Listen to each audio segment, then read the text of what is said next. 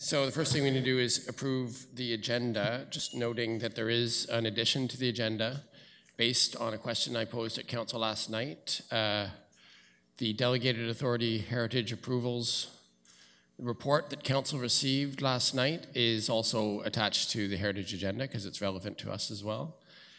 So you'll see that's what that is under business item D, Roman numeral 4.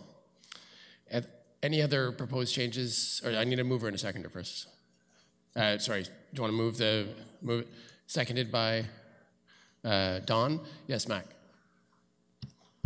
I'd like to propose that we move forward. I guess it's 7D3 for 411 Wellington Street.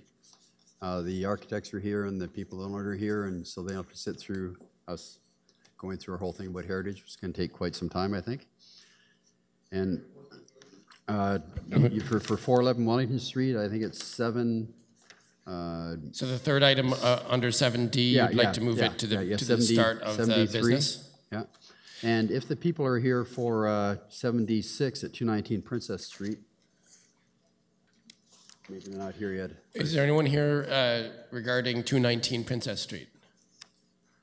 Okay, well, okay, that's... Yeah. Yes, James. I would just like to caution the committee that the agenda should not be altered too much, as members of the public are anticipating that the items will come forward in this manner. So if the order is skewed a little bit, some people may miss their opportunity to provide comments. I'll make the motion for the for so there's a motion.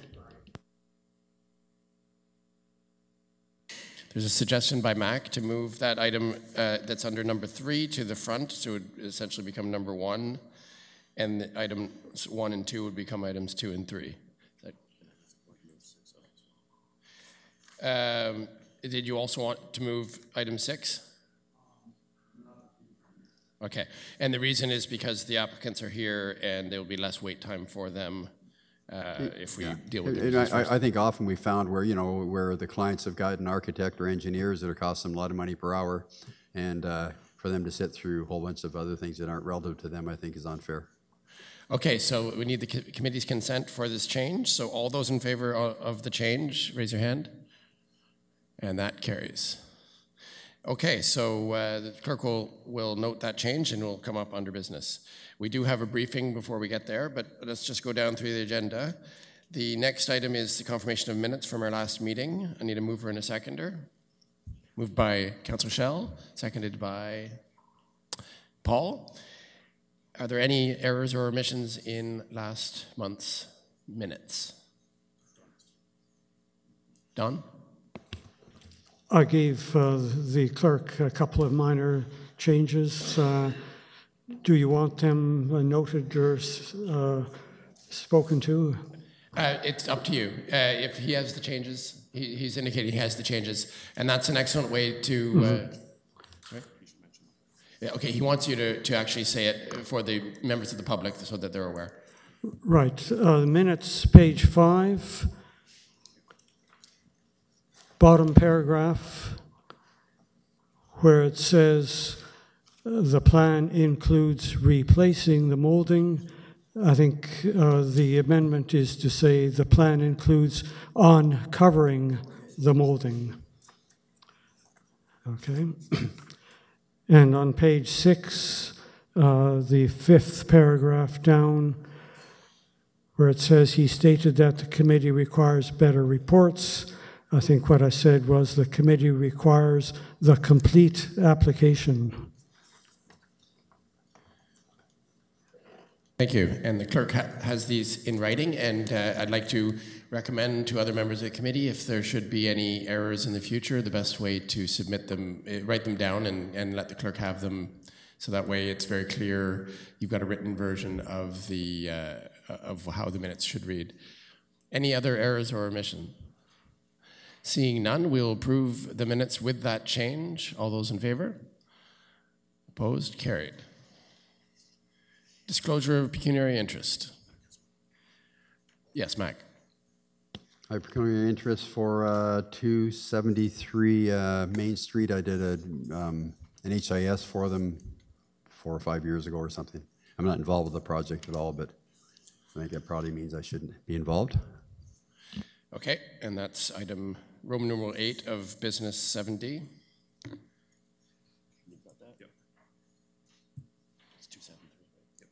Okay, and the clerk has that. Any other disclosures of pecuniary interest? Seeing none, we will continue. Presentations, no presentations, no delegations, but we do have a briefing from Mr. Newman, Planning Department. He will speak to us regarding the DASH training program. Go ahead. Mr. Chair, good morning.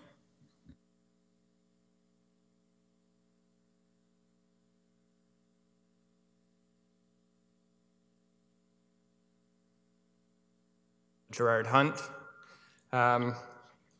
So it's referred to as item II in your agenda, and we'll get there, I guess, shortly, but I just want to kind of leap ahead and provide you with an overview of what we're doing in behind the scenes to support, like I say, the implementation of this report. So it's report 16340, which was endorsed by council a couple weeks ago. And as I say, we're now working in behind the scenes to establish the process that we hope to train you on to make it a more effective means of providing input on applications. So the report itself recommends that staff work together with members of the committee to prepare a consultative process specifically for the review of heritage permit applications that are subject to a Part 5 designation. So those are the applications in our heritage conservation districts. So the report says that members of this committee, once you have training, can provide input through DASH, that's the city's development and services hub, in person or over the phone. So my colleague here, Stacey Forfar, is working on a DASH program. So it'll be a package of materials that we'll walk you through. We'll have some hands-on training in December and give you an overview of how to provide comments through the DASH system. But again, just to be clear, the report itself also acknowledges that there would still be that opportunity to provide in person or over the telephone feedback on files. So the thought at this time is that we will provide an overview of DASH at the December 7th meeting of the committee, but then hopefully in that same week you'll have an invitation to come to John Connor Boulevard. We have a kind of a computer lab set up there, and we'll walk you through a couple applications that sort of get your hands dirty, so to speak. The early part of next year, we anticipate circulating to you applications through DASH, and you will have that opportunity to provide comments through the DASH system. In the interim, my colleague Ryan or Mackenzie or another planner that's working on a heritage file will circulate the materials to you by email, likely through the committee clerk, and you will then have that opportunity to provide comments. Gerard's report identifies that the commenting through DASH, you'll have a window of 5 days to provide feedback. The feedback that's received will be reviewed by planning staff and considered in the advancement of a report with a recommendation that will come back to this committee. What we're thinking at this time is any of the feedback that we receive, you'll have a sort of a template form to complete. We're not going to paraphrase or adjust or modify the content or the feedback that you provide. It's essentially going to flow its way into a report that forms an exhibit to our recommendation report.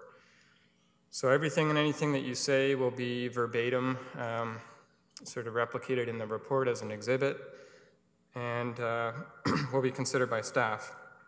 As Gerard mentioned in the report, again, that was endorsed and supported by council, we have a 5-day window to receive comments, and it will, we'll be, I guess, fairly strict in trying to respect that window just so that staff have a sufficient amount of time to give consideration to the comments that they receive and make sure that they're reflected in the recommendation.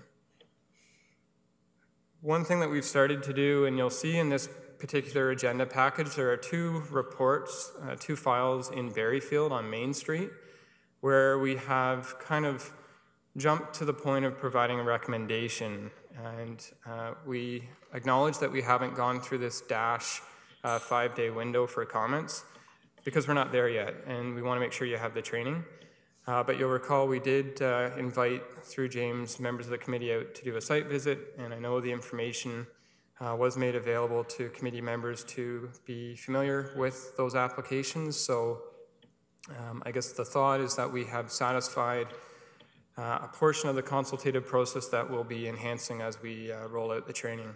So that's why you will see in this particular agenda package 2 reports that already seek to implement the recommendations of that report.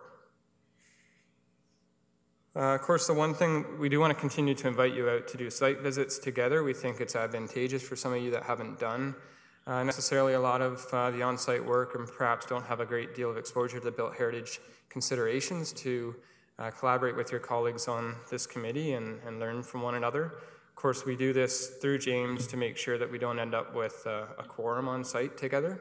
But I would encourage you to take advantage of that. We have some real expertise on the committee that I think would be of benefit to share.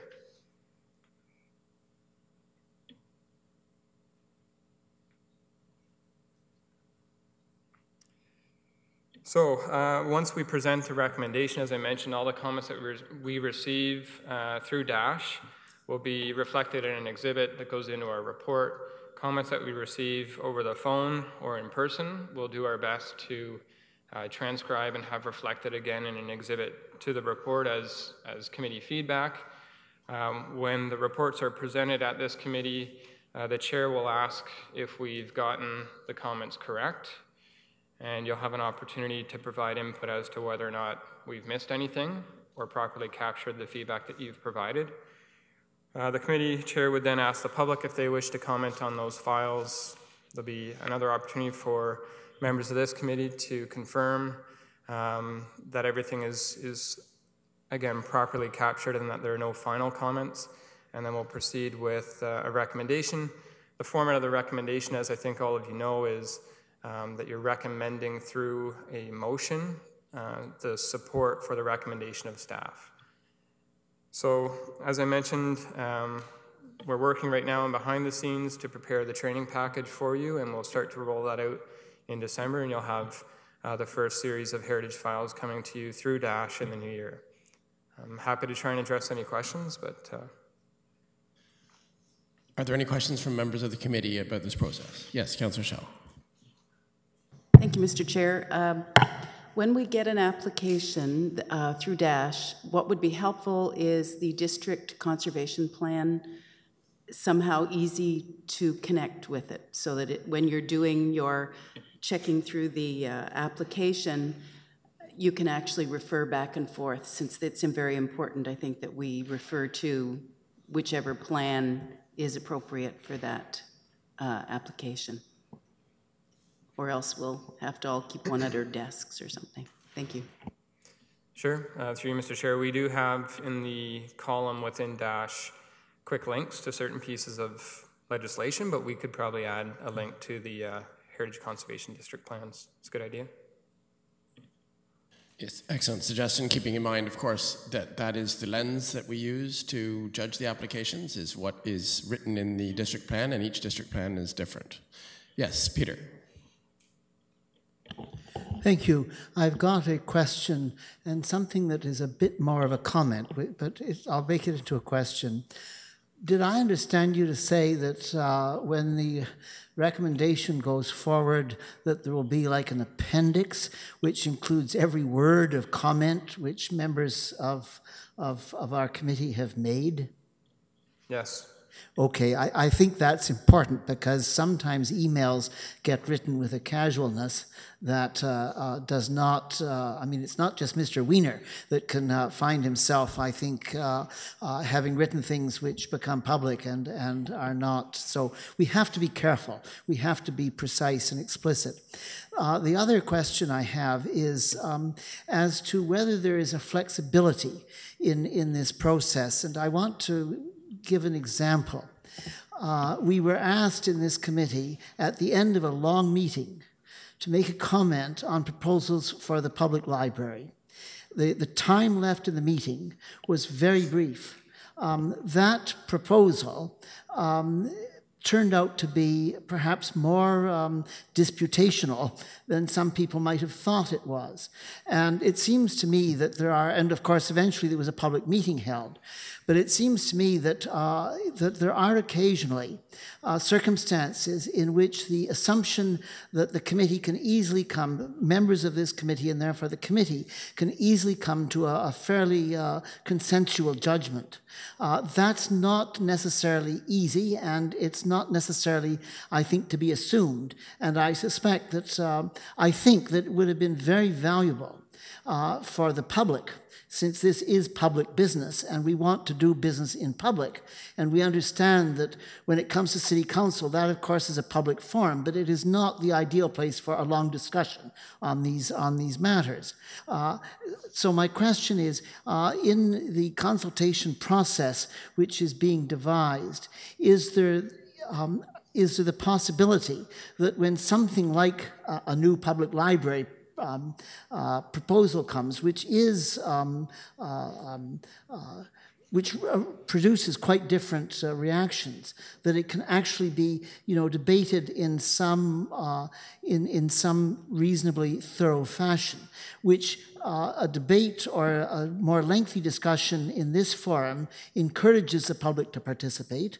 And I think that that's just a recent example of something where it would have, I think it would have enhanced the public sense that public business was being done, very openly in an appropriate forum if there had been a longer, an opportunity when, and they may be rare, but these things occur. And that's my question about a bit of flexibility in the process. Through you, Mr. Chair, I guess what I can say to that is certainly we would encourage members of the committee to speak amongst one another about certain thoughts and perhaps positions on files. One thing that you should be aware of is whoever is the first to comment through the Dash system will be able to see those comments will be viewable or visible to the subsequent reviewers within Dash. So as you upload your comments through Dash, the next reviewer will have access to those comments. So there will be an opportunity to, I guess, see the issues of concern to particular members who comment first. But I certainly encourage all of you to speak amongst one another, but recognize that once comments are formalized in writing, they do form part of the record. And yeah, and I'd just like to say there is no limit to the written input. So, should something be generate a lot of discussion, you could theoretically have hundreds of comments in that 5-day period, which would all be part of the exhibit. Everything is included in the exhibit. It would take form essentially of an online discussion through the Dash system. Everyone has access to the Dash system, which records the comments in real time. So that, in that sense, you could have quite a lengthy discussion on something more contentious. If every comment that is made on Dash is going to City Council, I mean, that it's going to be in that circumstance, it will be a lot of comment to read through. I think that, and I know the public, I mean, anyone, I can go in as a member of the public, not as a member of a committee. But I think that the public is going to be better educated and perhaps can participate, I think, in some ways more effectively if there is the possibility of an extended discussion, of a period for, on some issues, a more extended discussion around this table. I mean, we are here representing. We have our own views, but we're representing the public, the citizenry of Kingston.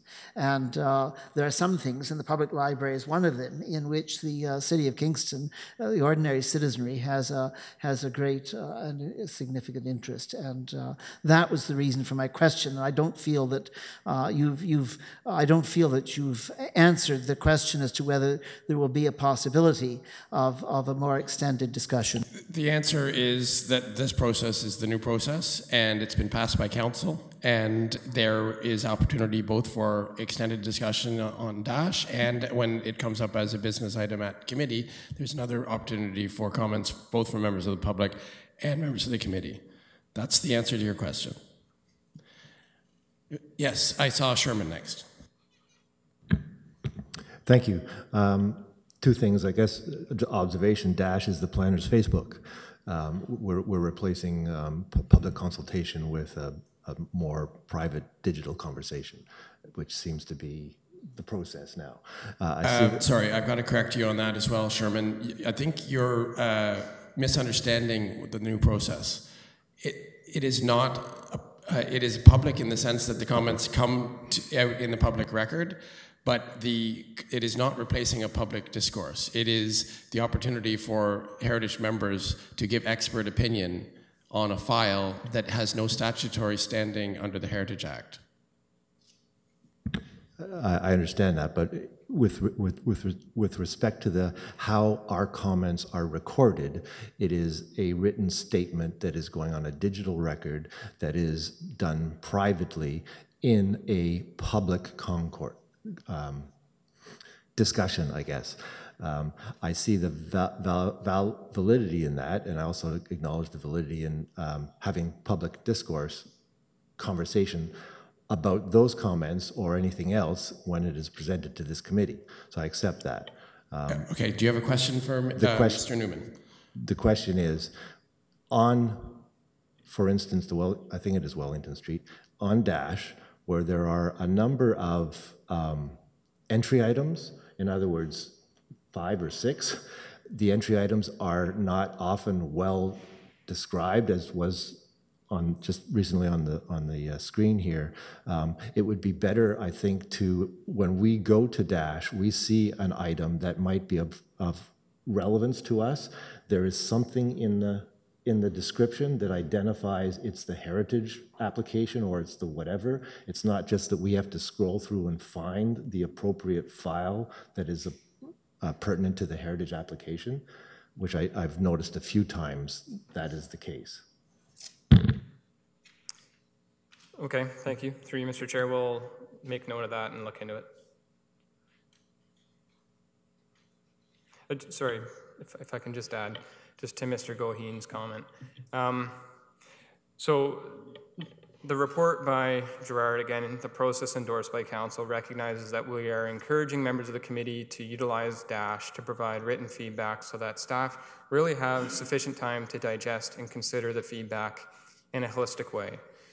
But the report also acknowledges that there are opportunities for in-person and telephone conversations, and I think staff on complex files like the library would be more than willing to sit down with certain members of the committee and spend the time understanding your concerns, with the overarching goal of making this meeting, when we start to review these files, more expeditious. So it's not to remove an opportunity for comment, but it's to do so in a more organized way. So certainly encourage members of the committee on a complex file or any file to set up a meeting with Ryan, myself, or Mackenzie, or all three of us, and discuss the issues that you have. We are in a Part 5 situation.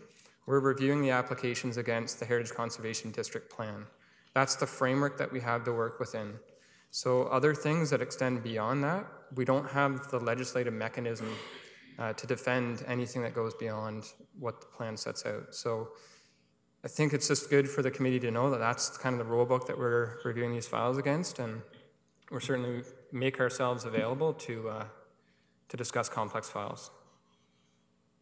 Thanks. And I just want to point out, in case it isn't obvious, the reason that Dash is being used is because that's the system that the planning staff currently use. It's essentially giving members of the committee access to the exact same system that staff has, so that staff and members of the committee work together through that medium, which is the planning medium, to have a record which is visible to the public and visible to other members. Previous comments are visible. Everything is in real time. That is the system staff uses, and the reason they use it is because it works well. There's no political motive to changing the medium. Okay, the medium is as close to what staff do as is possible. Okay, that's why the Dash system is being used. It is not an attempt to move a discussion somewhere where it will be less visible. That contention is just incorrect. Okay, I think it was Mac and then Paul. So presumably if it's on Dash, the public can look into the comments as they come through as well? No? No, through you, Mr. Chair. Again, Stacey, correct me if I'm wrong. But you will have external reviewer privileges that function similar to an internal reviewer in that you can see one another's comments, but they're not presented to the public until they're presented in our report. So the other thing I think that's important is if you do say something that perhaps you want to modify before it goes into the exhibit, you have that opportunity before we finalize our report. So we can go in and revise our initial Dash report, or we just do another one? We'll have to work that detail out, but the intent is that you have the opportunity to see one another's comments. You have if we have to retract the full submission and replace it with something different, we can do that, or perhaps there's an opportunity to revise it. That's sort of still one of the details we're still trying to wrap our heads around. I have some comments as well about how we interact with the public, but I think I'll save that until we get into the actual discussion of the process. That's right, we're in questions here, and further comments, I will ask you to hold them until we get to that item of business. It's the actual second, it's our second item of business, so. Yes, Paul. You opened up the comment with that we speak together, be it a phone or come in to see the staff, but can the chair or the committee clerk clarify? Last year, or the year before, there was emails going around, and it was conversation with all reply, and everybody was commenting, and we were instructed that that is considered a quorum meeting. I noticed when Ryan sent out the email, there were some people that did all reply. Can the chair or the clerk clarify that we're not supposed to do all reply? We're supposed to just send it to the committee clerk and Ryan or whoever sends that out? Because my understanding of that comment was that that becomes a quorum meeting and we're not supposed to be doing that. This may be fixed by Dash, but there's other items that don't go through Dash. I think you may perhaps be speaking to two different examples, but again, the new process outlined in the report speaks to Part 5 applications and how Dash can assist in expediting the consultation process with committee members. And it's being done in such a way where members provide their comments to the Dash system, which you referenced in your comments, where if committee members are discussing, for example, a Part 4 recommendation where the same process which has been approved by council is not in place, they should not be more or less advancing the business of the committee via email prior to the meeting. So if someone has a comment that they wish to submit to be included on the record, they can continue to do so by emailing to me and it'll be included on the agenda, but there shouldn't be a chain of emails back and forth between committee members behind the scenes type of thing. Yeah, yes, and I understood that the reason you might consult with other committee members would be to clarify, how it applies to the plan and to maybe help yourself get your head around the aspects in the plan. There might be someone else on the committee with a little bit more experience of one aspect, and you might want to confirm your ideas with them before you write anything down.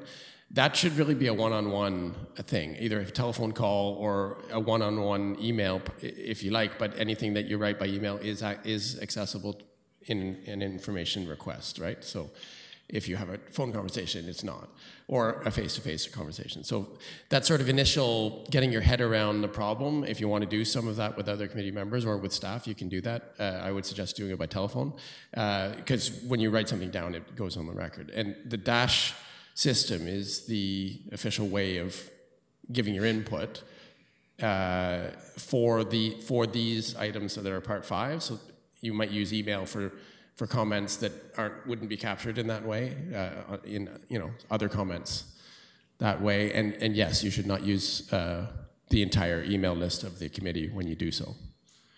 I understand that, as you're saying, we can public record and we're not, one-on-one's fine, but it was more of my comment was the quorum aspect of it, because once we have a meeting on email, it's considered quorum, and I believe that's what the decision previous was. So just clarifying that, thanks. Yeah, and that's the same for council. That has to do with the Municipal Act. When you reply all or send an email to every member of the committee, it's the same as having a committee meeting. And it's an unofficial one that hasn't been publicly announced, so it's against the rules. Was there anyone else? Don. I understand the DASH system is still under development. I've used it to the best of my ability in some instances already. And I'm concerned about a point that I've mentioned several times, and that is if this committee has got to make recommendations on applications, it's important that we see the actual application. And I think Ryan has mentioned that somehow that isn't easy or possible or something like that. But when I look at a DASH application now, what I read is, the applicant wishes to do such and such. Those are the words of the staff. They're not the words of the applicant. We need to see the actual words of the applicant. And, because sometimes they may say, well, the roof is leaking, so we have to do this, or the window is drafty and so on, so you have to replace it. So we need to know all the circumstances to give them good advice. So that's why I hope the system will allow the actual initial application to come to us. Through you, Mr. Chair, my understanding is you'll have access to all the submission items. So the application, any supplemental information, design drawings, technical studies to support the project, and so on. Any other questions? Okay, well, we're going to come back to this for discussion in a few minutes, but thank you, Mr. Newman. Next on the agenda would be business. 8A, B, and C are empty today. That's cultural heritage, policy development and implementation, and heritage assets. Business 8D, statutory business, is up, and the first item was the one that was moved forward for 411 Wellington Street. So that's application for heritage permit to demolish under Ontario Heritage Act, 411 Wellington Street. And I see Mr. Leary Ryan is here to introduce the item.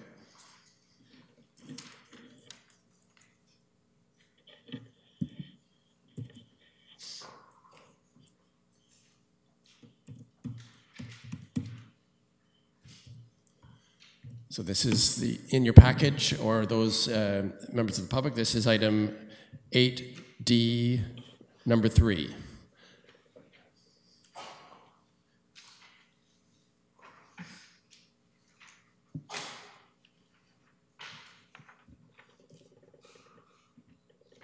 Thank you, Mr. Chair. I'll stand up here, I guess, and I can flip through a few pictures. You're probably all familiar with this property. It is 411 Wellington Street in Berryfield. It's on the north side of Wellington Street. It is the former J.E. Horton Public School building. The application before you is to request approval under the Heritage Act to demolish this two-story brick and concrete school building. It was built in 1953 with additions in 1968, as well as 2 single-story wooden portables and various play equipment on the property. The property inventory for the Village of Berryfield plan classifies this property as non-heritage for the purposes of the plan itself. And the existing school building is not included in the Statement of Cultural Heritage Value for the district, and it wasn't noted in the 1992 plan at all. We circulated this application to various internal departments. Their comments are outlined in the report. The requirements from those comments have been accommodated in the various conditions of the motion that's before you today. In terms of heritage review, as I noted, this is a non-heritage building. The classification means that this particular structure, while it is within the boundary of the district itself, is not part of the defined cultural heritage value of the district. And therefore, Mr. Chair, we have no concerns with the removal of these buildings, and we recommend approval. Thank you, Ryan. Just again to remind the committee about the procedural standing of this particular application. It is in a Part 5 district. It is designated only under Part 5 because as part of the entire district. But it is statutory to come to the committee because it's a demolition. If it were an alteration, it would be non-statutory. This is statutory because it's a demolition. That's language right out of the Heritage Act. Demolitions in a heritage district must come to the Heritage Committee. That's why it's here. And as you've heard from Mr. Leary, this is not described in the Heritage District Plan as a heritage feature. So who would like to ask questions? Members of the committee, we're in questions only, and then later on we will get into debate. Mac. Just to note, Mr. Chair, the applicant is present and their agents if there's any questions. Thank you. The applicant for demolition is here as well. Go ahead, Mac.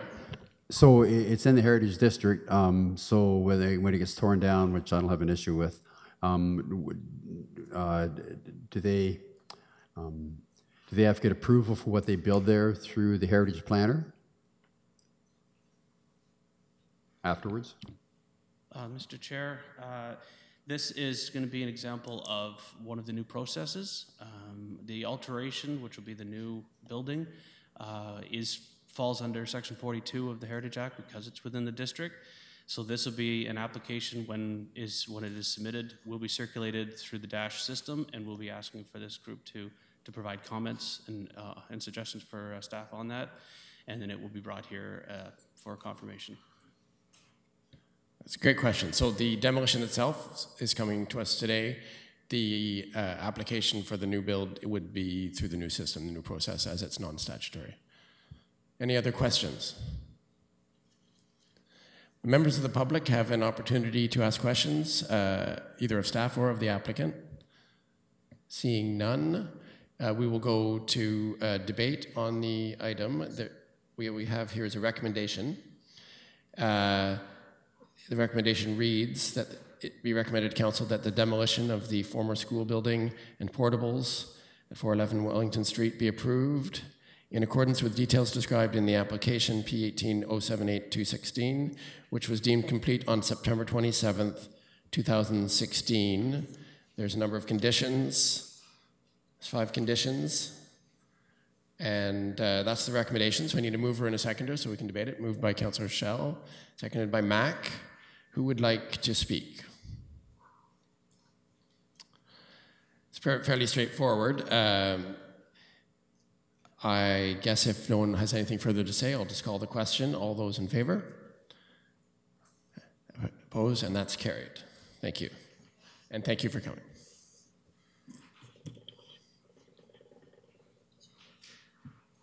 Yeah. So that was item 3, which was moved. We're now on to business D, Roman numeral 1. This item we will not debate. This was deferred by council, and then with this was the initial report, and then with the new process by the CAO, which was passed by council, this item is rendered obsolete. It no longer applies, so I'm ruling it out of order. The one that applies is the next item, which is business item 2.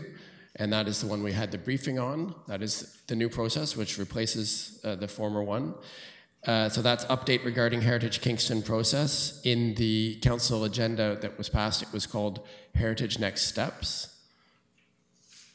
So you'll see here under the schedule, you'll see the various pages that are referenced. The next steps is item B. Right? The initial report from the legal department was item A, and it's also included. You've seen that before. And the item C is the report, the second report from the Commissioner of Corporate Services. So the process is outlined in the package, and we also had a briefing. But this is an opportunity for comment on the business item. So there is no recommendation, so there's nothing to debate, but you can provide your comments on the process or suggestions for staff, seeing as the process is still being formed. So we'll go around, I guess, to see if anyone has any comments. Yes, Peter. Thank you. The legal advice which the city's legal counsel and their external advisors have given us on this has paid very close attention to words that are used and words that are not used in the Ontario Heritage Act. I couldn't find the word, quote, supported for approval used in the Heritage Act. And I wonder if the invention, if I'm right, the invention of this word or this language to apply to a process does not also leave the possibility open that the legal advice was so concerned not to leave open or not to invite, i.e. Sending this to the Ontario Municipal Board. Am I right that, that this notion of a supported approval is not in the Ontario Heritage Act, and what is the implication of its absence, if I'm correct? Who from staff would like to address that? Through you, Mr. Chair. I'm not sure I have an answer to that. We were obviously hoping to have somebody from the legal services here today, since this report was brought forward by legal department. So I think maybe what I'd like to do is see if we can get someone here in the interim. We could carry on with some of the business. Thank you. All I can do is point to what's in the report, which I've read several times. So the relevant section says, once the application is moved to Heritage Kingston, the committee will provide staff with final comments and vote on a motion recommending support for council to approve, that's in quotations, the applications. So you're correct, the only place that appears is in this report, but you'll see it's already on a couple of the business items today as the language that's being used. I assumed it was a language that was chosen by the CAO in consultation with the legal department. It says right in the report, this differs from those that the committee approves under Part 4 of the Heritage Act, or indeed under the one we just passed for demolition, which is voted on as approved. So those things are described in the Heritage Act, and we refer to them as statutory. In other words, there is a statute that describes the process. In the ones that don't, which was these Part 5 alterations, just to remind the committee, the legal department had advised us to not comment, to just not have it come to the committee. And instead, council chose to go with the CAO recommendation, which has this alternate language. It was very clear from my conversations with the CAO that the legal department was more comfortable with a process that was clearly identified as non-statutory. If there should be an appeal, we can point to the difference in language. In other words, that it was clear to the public and it was clear to members of the committee that this was advice and not the approval, right? When we approve a demolition statutorily, that's the approval. It gets passed by council, but we have approved the demolition. When we approve an alteration of a Part 4 building, that is statutory, that's the approval. When we recommend or when we support council to approve, it's council that's approving, and we are providing advice, which council has sought based on this new recommendation. This is not mandatory, it is not statutory. Many, as we heard from the various reports, many other municipalities do seek the advice of their Heritage Committee on Part 5 alterations, and so council has chosen to do that. It is a choice, it is an optional choice that council has asked for in supporting the CAO recommendation, and therefore it needs to be identified as such. This is the way they've chosen to do that. That's the best I can do to explain the situation. It in a sense, internalizes the legal argument that we do not have a statutory requirement to come to the Heritage Committee with these items. Notwithstanding that legal advice, we have chosen to do so anyway, and the way that we deal with the legal advice is we have this difference in language so that the legal advice is internalized in the process. This is very important if should there be an actual OMB appeal, as legal has suggested is possible. We're covering ourselves in this fashion. We don't know what the effect is, though, because it's the first time we've tried this process. So The only way to find out for sure would be if someone appealed it and we went to the OMB, and we'd have to find out what happens. Yes, Mac. So I just want to just trying to get my head a little clear exactly how the process works, if I could. So aside from Part 5 processes, like any Part 4 building in the rest of the city, is it dealt like it always has been dealt with? So nothing changes there? That's correct. It comes to the committee, we debate it, and we send it through to council for approval or not approval. It's just the Part 5s we're talking about. Is that right? The report talks about the non-statutory alterations of Part 5. It was also the subject of the first report from the legal department.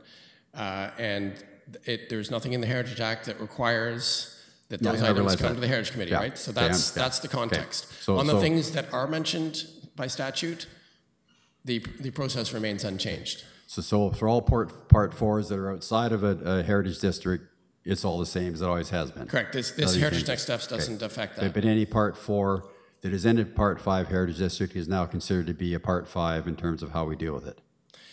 Well, that's just the way the Heritage Act is written. So I'm just asking the question. Part 5 takes... Yes, I just want to just get through the process. Part 5 so your answer takes is yes? precedence. Okay, yes. That's fine. So then the application comes in, and Ryan has to have have it all put in, like 3 or 4 weeks ahead of time. So at what point do we have that 5-day period? Like I know that for the November meeting, I've got something going in, or for December meeting. So his report's going in the end of this week to get it done for the December meeting. So at what point do we have this 5-day period? That's one question. Yes. So question: the timing of the 5-day window.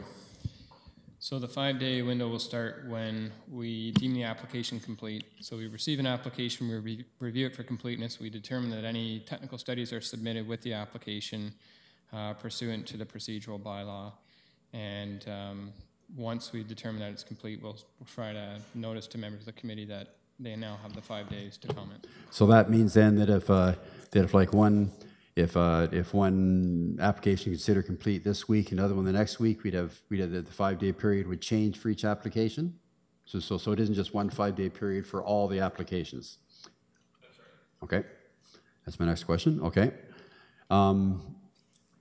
so we have that 5-day input, but we still have we don't have any contact with the actual client. All we have is just what the applications we can't, and that's where it was important. I think Don was saying, I think that it's really important that we see the full application from the client saying, I've got a problem, I got a roofie leak, or a roof that leaks, or whatever else, and then as long as we get to see it, that'll help. But there's no interaction, as there has been for the rest of it, between a client saying, well, I'm doing this because of this, and we say, well, why don't you try this? I mean, all that's gone, basically. Is there any interaction with the client in that 5-day window? No, through you, Mr. Chair, members of the committee should not be engaging applicants directly. We would ask that correspondence go through the planner. But you will have access, as I said, to all these submission materials. So the application form, any technical study. If you feel you need additional information, I would encourage you to make that request through the planner, and we can then relay that onto the applicant. Okay. And the last question is, just to be clear, so we have that 5-day period, we send in our comments, Ryan or the staff, put together a report based on what they think and what what our responses are.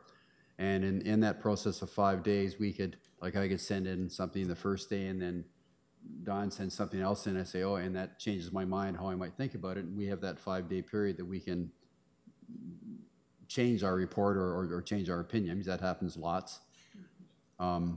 So that's optional. Yes, through you, Mr. Chair, we will.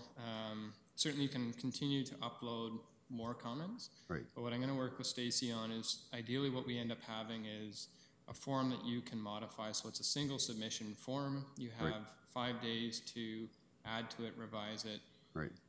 So that after the end of the 5 days, we try to have it sort of set in stone, so to speak, so that it can then flow into our recommendation. And then each of our DASH applications go forward as part of the consultation process then to whoever's making it. Like it isn't a collaboration of all our thoughts. It's really, Max said this and Don said this and Sherman said this, that kind of thing. Yeah, so what we're thinking of doing in Dash is we can essentially consolidate all of the individual comments. It won't be in terms of consistency, it'll just be one merged with the other into a single report. But yes, that's the thinking.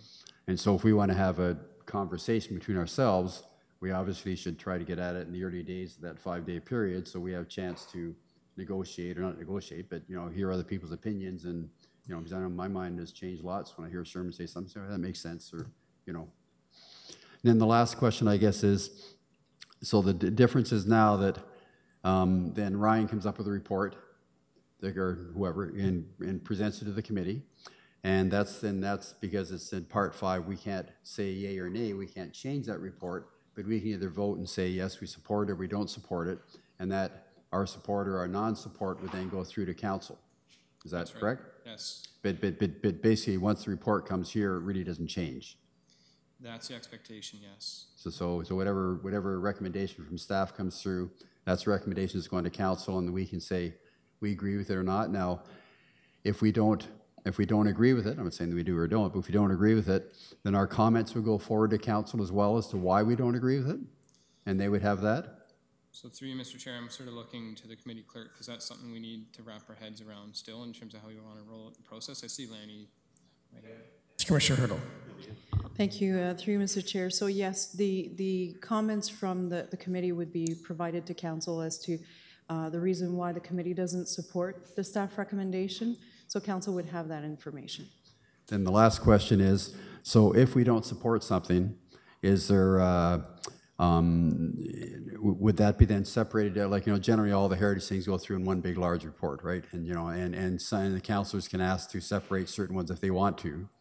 But is it possible that that ones that we don't agree with could be highlighted and maybe voted on separately as a common thing, or how would that work? I'm not sure if I find it in the report right here, but there that was discussed, and what the CAO told me, and I'm not sure what the language is, but yes, there's samples here, samples of the way it would look theoretically with real examples on page 17 and 18. So it says applications recommended for approval, statutory consultation with HK. That would be the template, things like the demolition we just approved. And then number 2, this is on page 18, applications supported for approval by HK non-statutory.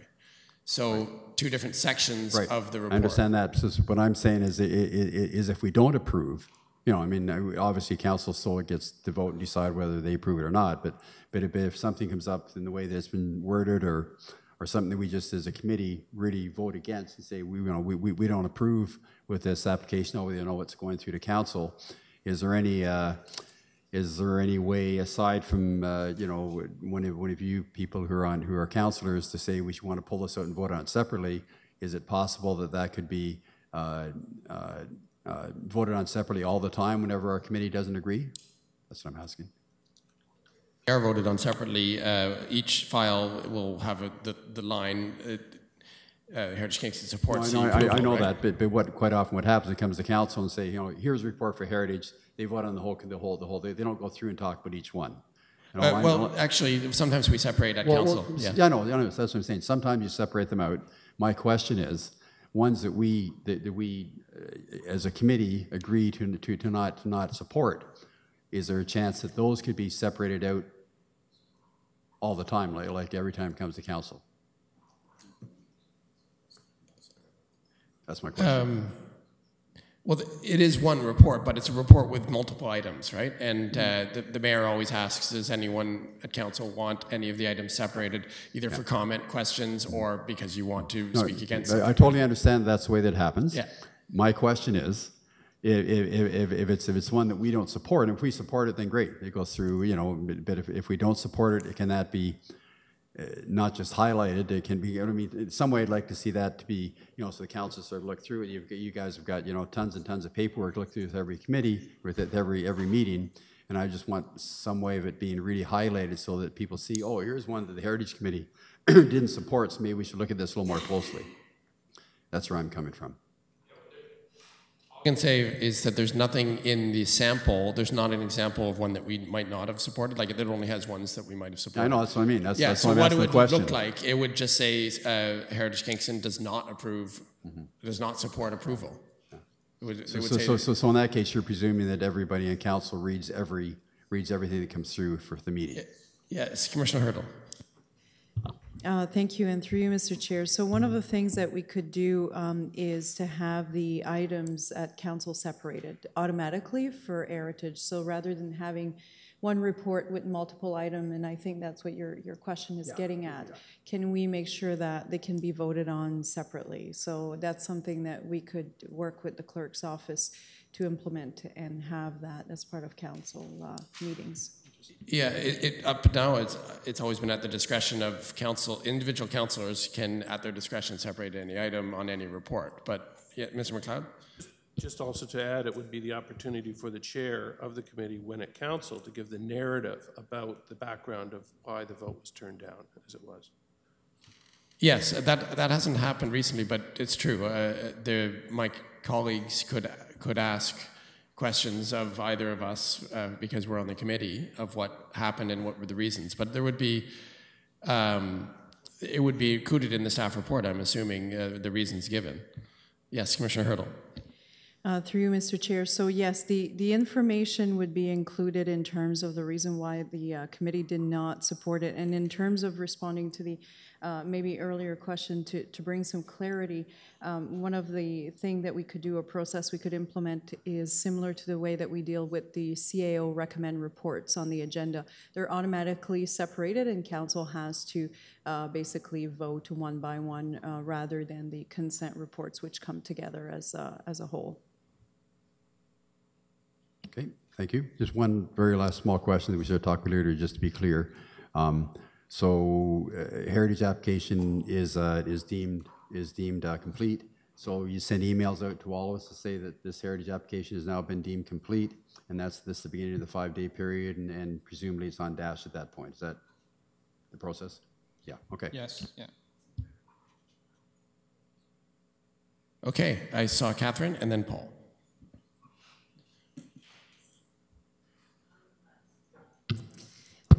Just a question to Mr. Newman, going back to the Dash system. If, for example, I change my mind on something, I see what my colleagues have fed into the system, and I didn't understand whether the comments would be revised or whether the initial comment would be taken out and replaced, because if it's revised, then I think we would need to be quite sure that people would see it. You know, if it's back in the conversation, then people can't actually see it. So which way is it? Through Mr. Chair, so the objective here is that the comments that end up in front of this committee within an exhibit are an accurate reflection of your position on the file. We need to work right now and behind the scenes to make sure that we have a system that allows us to do that. So you will have the thinking right now is you'll have a form. It's a template form just to input your comments. And I think the objective is that that's sort of a working document until such time as the 5 days are up, and we want to sort of solidify those comments so that staff can then proceed with formalizing an opinion on the file. But to answer your question, it will be a document with which you can make revisions until that 5 days is up. And if you have any trouble, and I recognize change is always a bit of a concerning thing, we're going to work with you. If you're not happy with the comments you've inputted and you're concerned that they're going to end up in our exhibit, let's have a conversation about that. We'll make some changes that we can pull it through Dash. If we have to do it manually, there are ways that we can do it in behind the scenes. But we want the comments to be an accurate representation of your position on the file. So.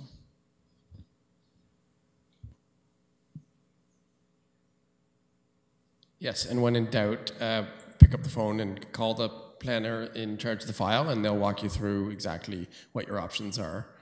It's important, I think, that individual committee members have the autonomy to say any opinion whatsoever and not necessarily feel like you have to agree with your colleagues. That's what the system is for. That's why we have multiple members. But if you should want to change, if someone convinces you to change your mind on something and you want to revise your comments, you have the right to do that in that 5-day window, as you see fit. I believe that it's flexible. Paul's next. My question is, where does the Heritage Property Working Group fit in this? From my understanding, when we went to this new model, they were going to be the experts on built heritage, and they were going to advise us looking at applications and give us some advice. Maybe I'm wrong, but where is this now? Where is the Property Working Group now going to be as part of this? I'll just say briefly that the working groups are not subject to this Heritage Next Steps report. The Heritage working groups continue on as is with no changes. There was a suggestion to use a working group in that fashion, but that is not what the CAO recommended in the end. So that idea has been shelved, and the working groups continue as is. This is the new process. Essentially interacting with DASH the same way staff does. Any other comments? Yes, Sherman. Thank you. Just with respect to the conversation and reviews or revisions, I would liken it to the issue of building permit plans, and there is a record of revisions. It would be valuable to continue to see the revision notes as it is a development of a conversation, whereas it is that it's clear that in the end of this conversation, this is the statement, this is the final statement. So if the form can identify that, so it can be quite clear. There is a conversation happening, here are our revisions, but here's the final on day 5 or whatever. There's a place where we can have it be that this is our stand here. Yeah, I believe the each individual member's submission will be part of the exhibit, and the submission is the responsibility of the member. So staff, if you want to have a summary of all of your thoughts with a conclusion of how you ended up there, you can do that. If you want to just make a simple statement, you can do that too. It's up to you what your final submission looks like. Yes. Through you, Mr. Chair. We can certainly look at a way to do that. I would just suggest to the committee that, because these are going to be within an exhibit in an unedited format, with any sort of situation, the more time you have to think about it, the more well thought through your position becomes. So I would almost propose that it might be in your best interest to allow for those earlier iterations not to be reflected in your final position. Certainly I would reiterate the importance of having those conversations before you submit your first comment. But before you make a submission with a building permit, I'm sure in behind the scenes you're making revisions to your submission so that you're content with what you end up putting forward. So just a thought, if that's the desire of the committee, we can look at a way to sort of track changes to comments. But I would propose that perhaps what you want to be on the record is your final position and not the back and forth that may occur before then. Your advice is noted. However, as chair, whatever you want to put in your submission, you can put there. No one's going to censor your comments. Okay, so if you want a summary, make a summary. If you want to state the thinking that you went through, you can do that. It might be relevant on a file, it might not be. You might say, I understand that the applicant has asked for this and this for this reason, and I looked at that, and these are the options I looked at, and I came up with this. It depends on the file, right? I don't think we can really get it any further into the hypotheticals until we try it. The important thing is that you have the opportunity to make a submission that is your submission, right? And it gets reported verbatim in the exhibit on the file. And so because it's verbatim, it's up to you how you want it to look. Yes. And to that note, I would recommend or state to the rest of the committee, don't be afraid to make your statement. Don't, like when you're listening or watching what other people say, be willing to change your mind. Also be willing not to change your mind depending on what we say. So just say it. If it's in mind, say it. I encourage. I guess, Mac, your turn. So just one more, just clarification on Catherine's question. So if I understand it rightly, you go into the Dash forum, there's an area there for doing comments. And if Monday I say this and this and this, and then Tuesday I say something else, I could leave those initial comments in, or I could delete them and put my new comments in. Is that right? I believe staff is going to work out exactly how that works, but that's correct. And that way we'd have our choice. Yes, that's right. So, yeah. The only thing I just want to reiterate, it's really important, just I'm trying to be respectful of Ryan and Mackenzie's time, that after the 5 days, we are going to try and lock those comments in. We're not going to stop the conversation, but just recognize that there are busy times of the year when it's tough to go backwards. So we're going to try and stick to the 5 days as best we can. Yes, Catherine. Just a last question. Ms. Newman was saying that, think about what you're going to say before you say it. The problem I have with that is that I find discussion around this table so helpful in terms of developing a position, because we have a lot of expertise here. So if members of the committee are actually waiting until they have the perfect submission, I don't have the benefit of that. And that is of no help to me. Thank you for your comment. Commissioner Hurdle, did you have something to say?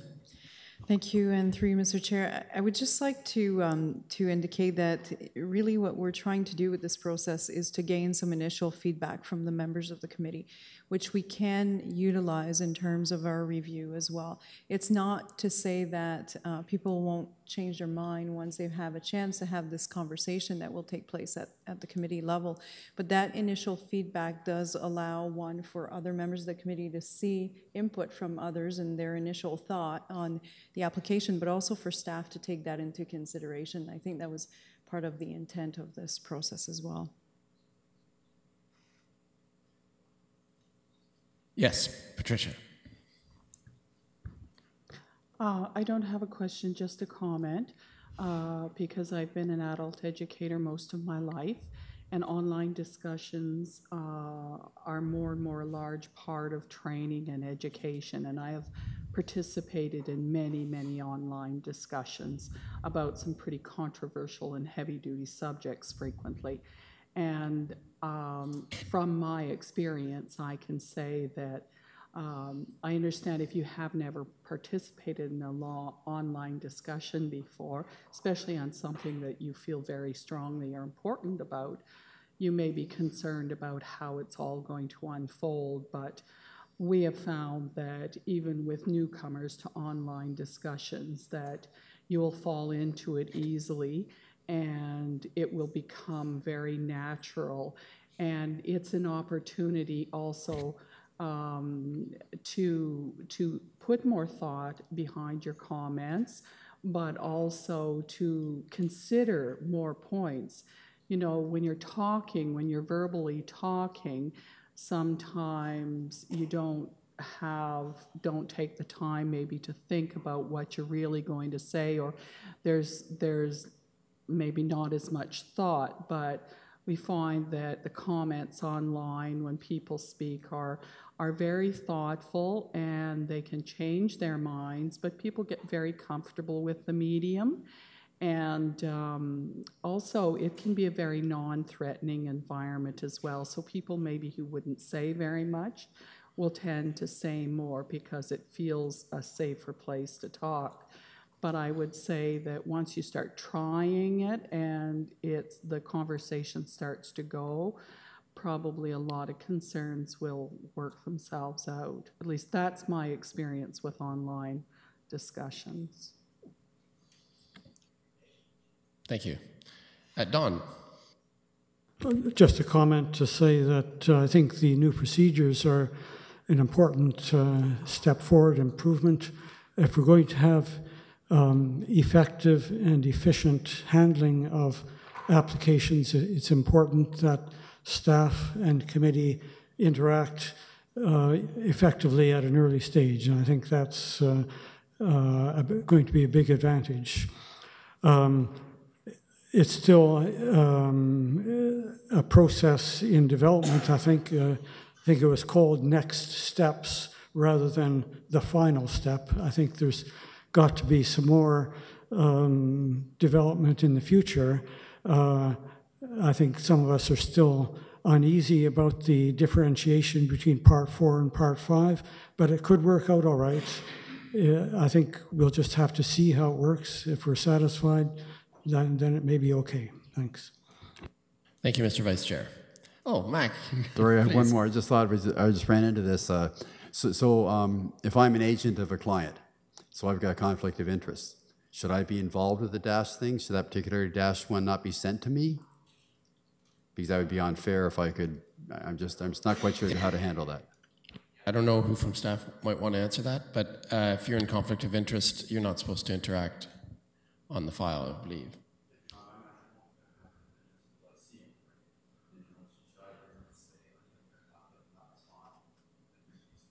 It's a good point. Do we know? Yeah, the expectation I have is that if you have a conflict or a perceived conflict, you're making that known right at the outset, and that you're not providing comment on the file.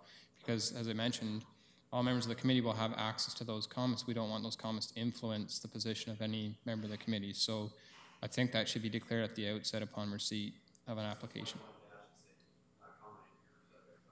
Either that or call the planner or send an email to the planner, yeah. Mr. McLeod.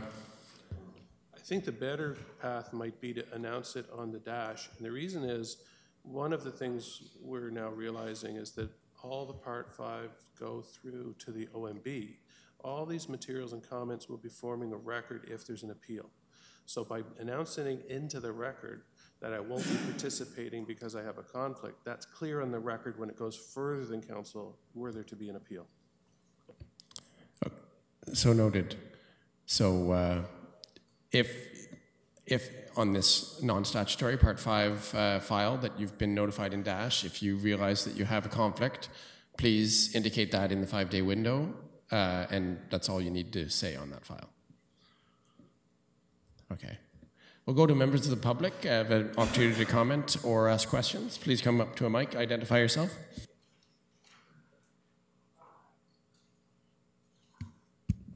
Peter Gower.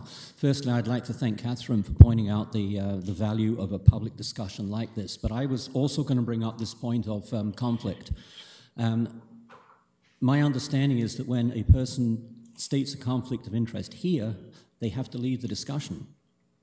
Does this mean that somehow they will be excluded from even looking at the discussion on DASH? And Mr. McLeod, I believe it was you who advised me that members had to leave.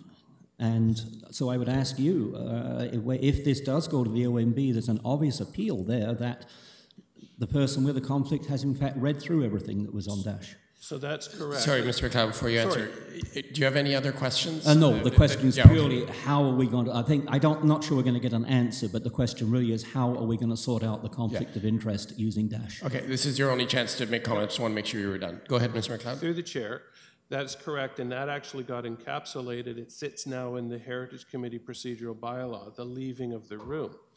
The committee member, I'm working on about 3 hours sleep, so the idea of having the digital space to speak in, it says in the bylaw, you leave the room. It's common parlance to talk about that discussion space as a room. I think it would be quite easy technically when a committee member says on the record, I will not be participating because of my conflict, then we can actually press a button and they cease to participate and see. I'm pretty sure that user access might be something we can control.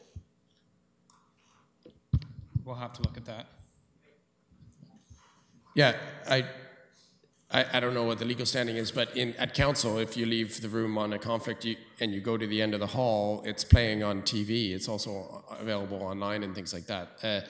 Whether you should be watching or not is not clear to me, but you can't interact with the rest of council, and that's why you leave the room. So you can't influence the decision, right? You can't influence the debate, and you can't influence the decision because you're in conflict.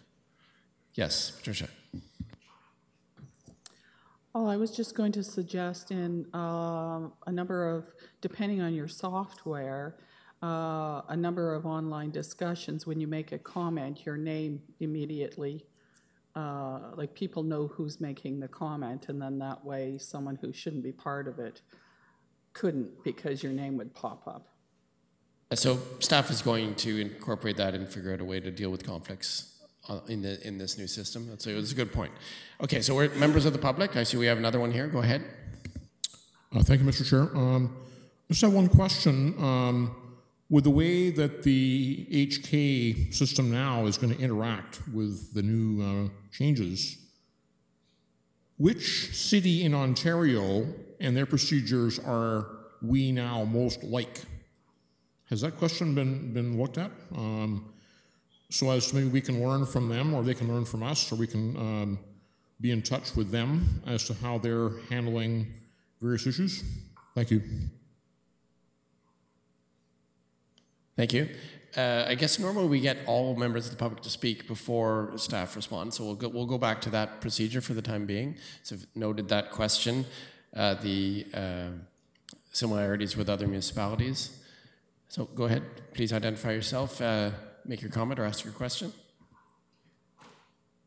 Thank you, Mr. Chair. My name is Shirley Bailey, and I'm president of the Frontenac Heritage Foundation. Just a quick comment about the issue of the conflict of interest. It just seems to me that if the recommendations come to committee and it's not possible to amend them, that there might be merit in having people who are involved in the application just clarifying, if they're able to clarify matters as opposed to passing judgment. But anyway, that's going to be a challenge, I'm sure, for staff to sort out. The real not concern, but interest I have is how the public, and I think Frank may have mentioned this, but how the public will take part. Because again, if the idea is to bring a report forward to the committee with the recommendation that's not to be revised, like the neighbors might have a real interest, organizations like the foundation might have an interest. So how could they take part in the process? Thank you. Thank you. Are there any other members of the public that wish to speak?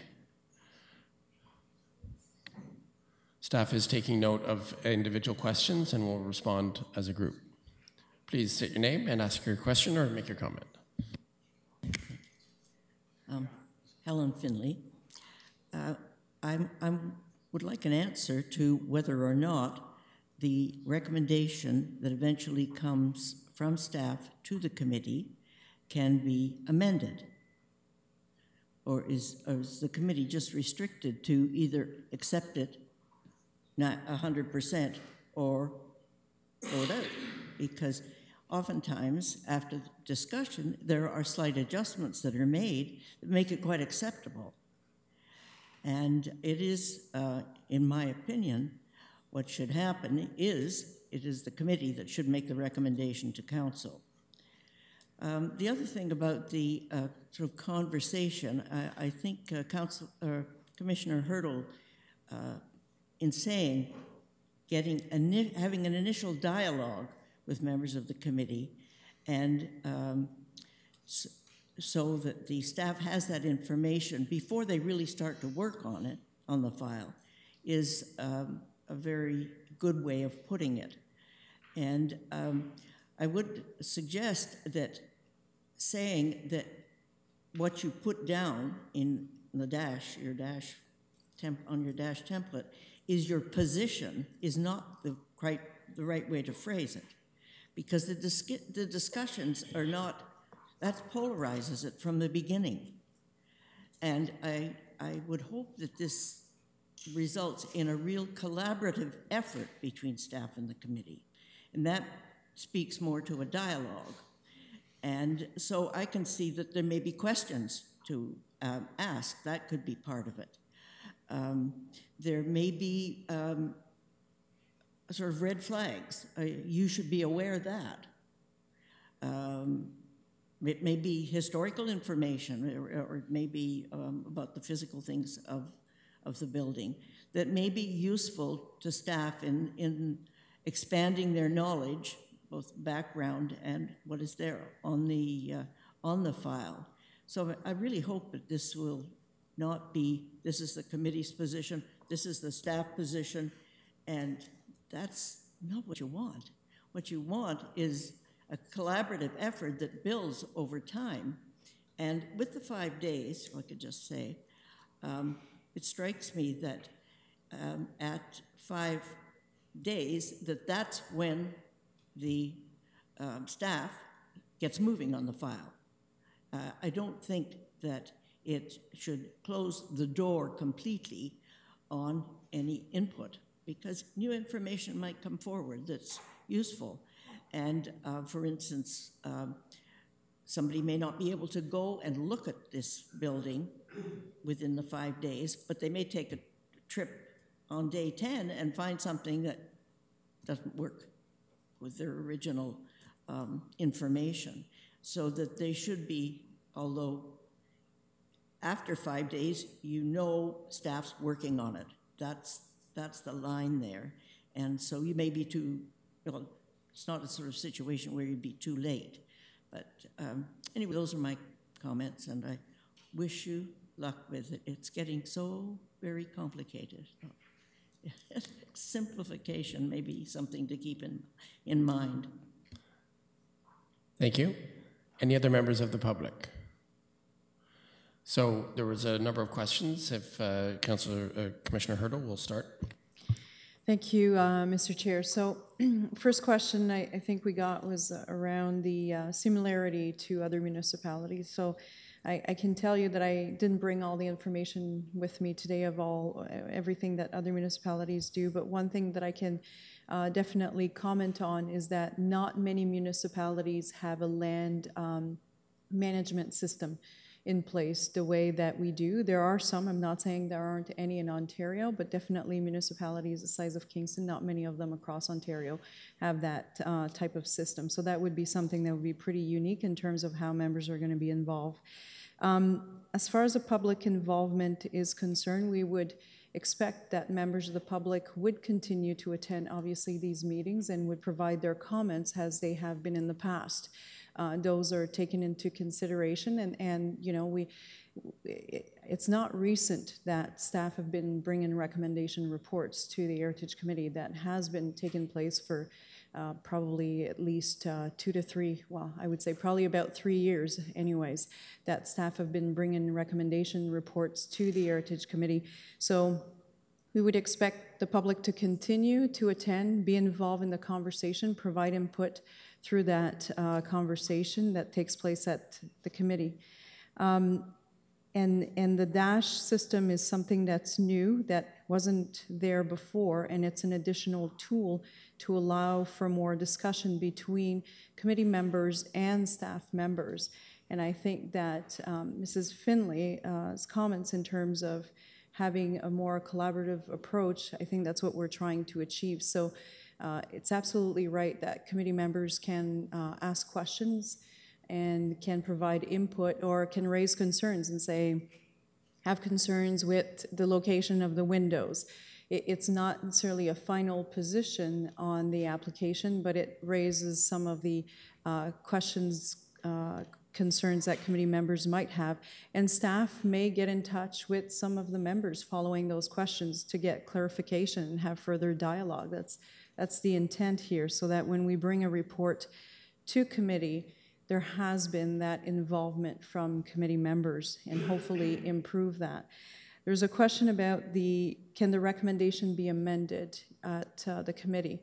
And my understanding, and Mr. McLeod can correct me if I'm wrong, my understanding of the process is that the recommendation from staff cannot be amended at the committee, but what the committee can do is say, if the committee doesn't support it, is to indicate why. And if it's because, I don't know, the window location is not appropriate based on these different factors or elements in the plan, that would be reflected and reported back to council along with the staff recommendation.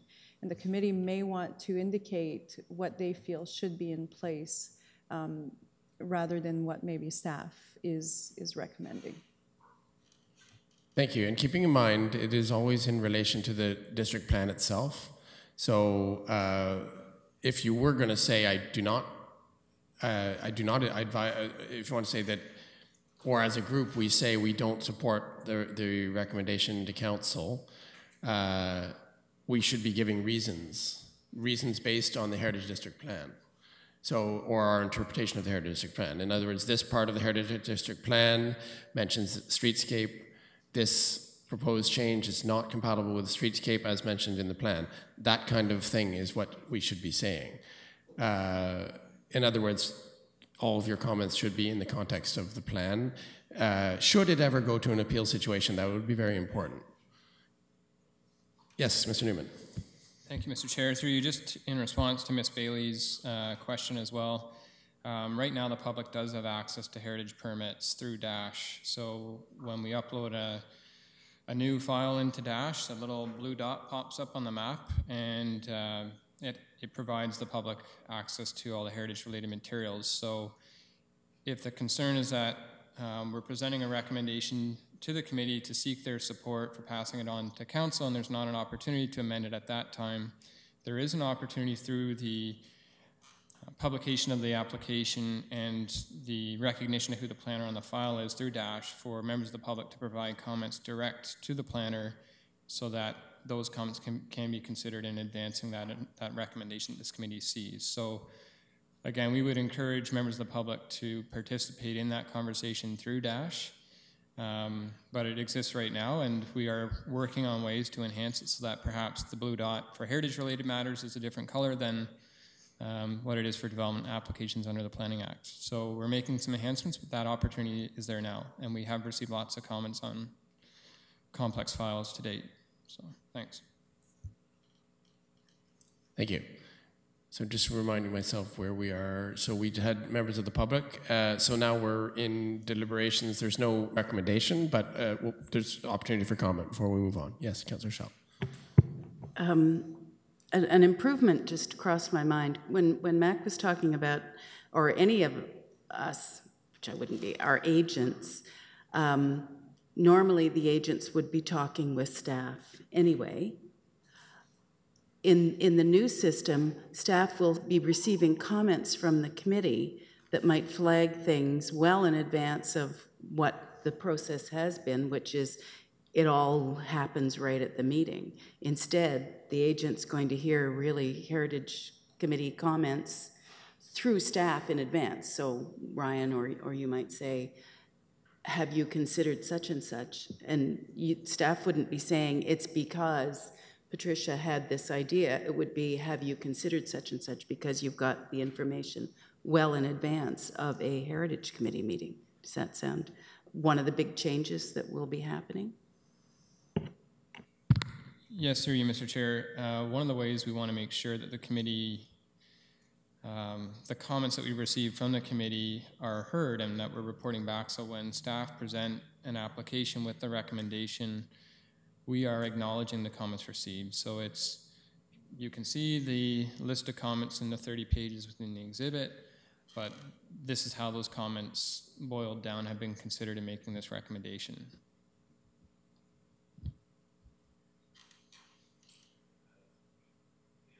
Peter? Thank you. I would like a little bit of clarification. Mrs. Finley asked a question about whether the staff report could be amended at the meeting. In Mr. Hunt's October 18th Heritage Next Steps on page 15, this consultation will enable staff to address some questions and concerns from Heritage Kingston in the early stages of the process and hopefully reduce the concerns and/or amendments being proposed at Heritage Kingston meetings. When I read that, I took that to mean that that the amendment process was that our meetings were eligible to deal with amendment processes. But now I'm a bit confused.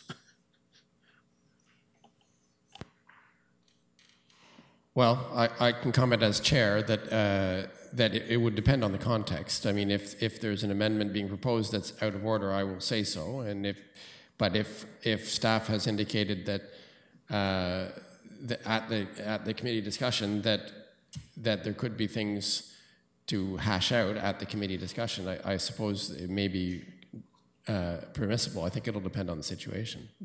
Mr. McLeod? Just on that point too, you could certainly make a comment that I would be more comfortable if the recommend was ABC. And then staff can take that away and consider it. So it's not that the recommendation to council isn't something that can't be commented upon. It certainly can be commented upon, but it's commented in this flow. And then that becomes part of the whole body of the record that First Council sees, and if there's an appeal, the OMB would see. But I mean, words are words, and this sentence talks about amendments. And so I don't know what that, I mean, is it wrong? Should it be excised? Or if the word amendment is in there, then it seems to me that, you know, either it is or it isn't. And any amendment can be declared out of order. I mean, that's really not the point, I think, Mr. Chair. The point is whether the discussion around the table here at our meetings is advice that the staff might like to consider before finalizing a report to the council, or whether the amendment process is a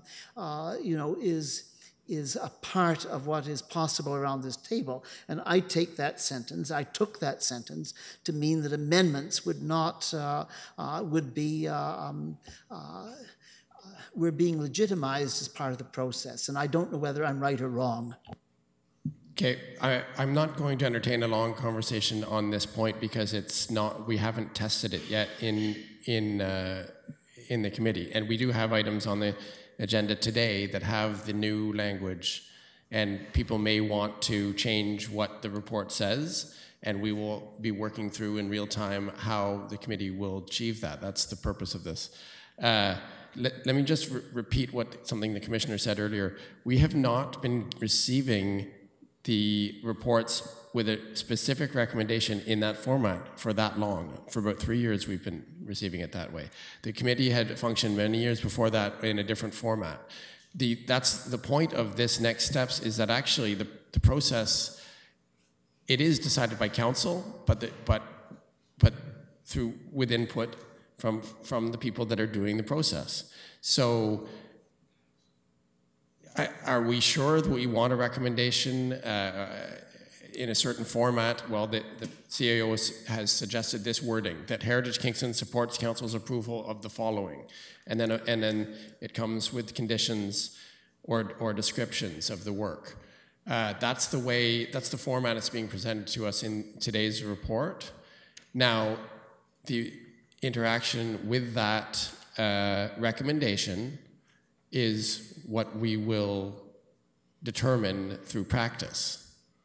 So if you want to suggest an amendment, it'll be up to, I suppose, the clerk in what form that takes.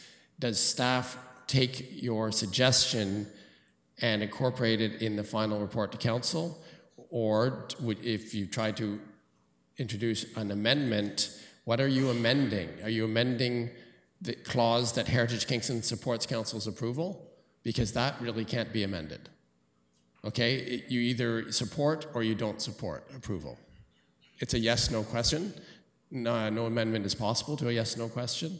However, on the next, it has all masonry work shall be completed in accordance with the city's, a building permit be obtained. Can that be amended? I mean, those particular ones can't be amended because those are standard clauses that are in every application. But there might be something on a recommendation from staff based on comments perhaps, or based on what staff has learned about the application, where there would be something that's amendable. That's, I think, would be up to the clerk to point out under the procedural bylaw whether that's possible. Is that correct, Mr. Clerk? It was my understanding of the new process that comments would be referred back to council from the committee meeting, and that amendments were not in order for the Part 5 process, but if someone else from staff would like to comment further. I think we're going to have to cross that bridge when we get to it. If it becomes obvious we're going to need to make amendments, then we'll have to see what staff says. But Mr. McLeod has already said that what council needs is our advice so that they can make a decision, right? If it comes in the form of a formal amendment or in a submission, a list of submissions, that's up to staff to write a report, right? There is only one report that goes to council, and it should include everyone's points, one way or another. Points made in the preliminary 5-day period, points made at committee, even points made in the form of a formal amendment, whether or not it gets voted on by committee or not is really up to me and the clerk if it's procedurally allowed. It still doesn't make it an approval because statutorily we're not allowed to do that, right? I mean, we're working through this together, really. I don't think we need to quibble over whether or not the CAO wanted there to be amendments or not, because that's a high-level document that he's written. It's up to us to figure that out. You know, what you're saying, I take very little exception to, but you, simply because there is a lot of flexibility here, what we have to work with are the words that staff have written to us. And you know, you're suggesting that some words of Mr. Hunt's are not important, or that the meaning is very obscure and obtuse. And I think that I understand we have to work through this, but I mean, there's a question that was asked, and I think it's a very important question, and maybe we have to wait and see. But you know, what I've had to do is what I've had to go on in preparing for this meeting is to read, you know, quite concise and not long and obtuse reports, and I'm trying to understand the words, and in this case, they're the words of the CAO. And I'm trying to understand what they mean. And what I'm being told, I think, is we don't know what they mean. And, you know, if that's what we're being told, that's what we're being told. No, council has approved a process. It is not up to us to tell council that the process that they've approved is wrong, because it's already been approved. That's the reality, whether you like it or not. The words that are in the report, whether relevant or not, the process is described in its entirety. We've had a briefing. If you would like to propose an amendment at a given time, it'll be up to myself as chair and the clerk to point out the procedural bylaw. That is the same as in any committee. Nothing has changed in that regard. Yes, Mac. So Ms. Hurdle brought up a point earlier that made me think. So the client comes to the, you know, normally the clients come to this committee, and we're having discussion. We have discussion with the clients, and there might be a couple alternatives. We'll say, you know, you think, you know, are you applicable? Are you happy with this or happy with that? And we could sort of go either way on it and so forth. And I find it, and it seems to me, I just want to be clear on this, that can the staff after the meeting change their, I mean, I know we vote on yes or no, and we can put our reasons in if we don't want, but what if the staff gets good comments from us, gets good comments from the clients that are here, can they change their recommendation at that point if they think, yeah, well, it's right, yeah, maybe I did that wrong, and maybe we should add this because of what they've said? I mean, can that be changed at that point, or did it just go to council as it is? Get staff to confirm. My understanding is the decision happened, the point of final no return is when council makes its decision. So up until that point, staff has many times made changes, minor changes, major changes.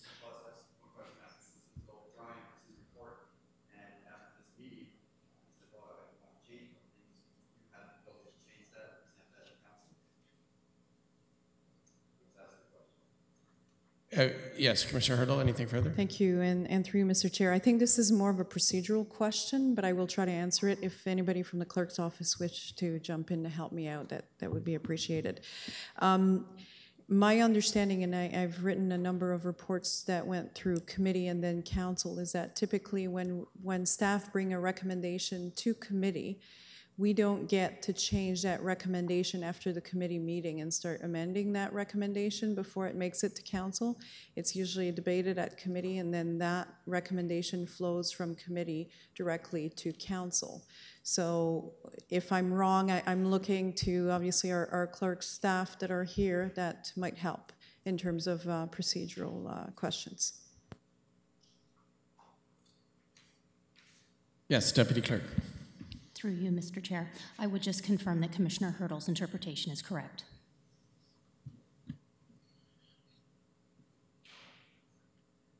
And just to remind the committee as well, there's one report in this format as opposed to the two reports we were seeing before, one to the committee and then a separate one to council, incorporating things the committee might have said. It was a double reporting system that we had before. Anyway, I think we need to test this. The conversation will never be over because opinions about the best way to deal with the information will always be valid. That is the report, and we've heard from staff. We've had a good discussion about it. There are some things that are still going to be updated, such as perhaps different color of dots on the DASH system, different way of reporting, the exact way that your comments are made and finalized in the 5-day window. Those types of things will all be worked out in the next few months. And please continue to send the clerk or the heritage planners your comments. So we'll move along to the next item, which is, because we've already dealt with 411 Wellington Street, we're now on page 4, which is item 4, application for heritage permit, 197 William Street. It comes with a recommendation, and this is Mr. Leary will introduce the item. Thank you, Mr. Chair. As you mentioned, this is 197 William Street. It's in the Old Sydenham Heritage District. The property itself contains a late 19th century Queen Anne style brick row house terrace built in 1897.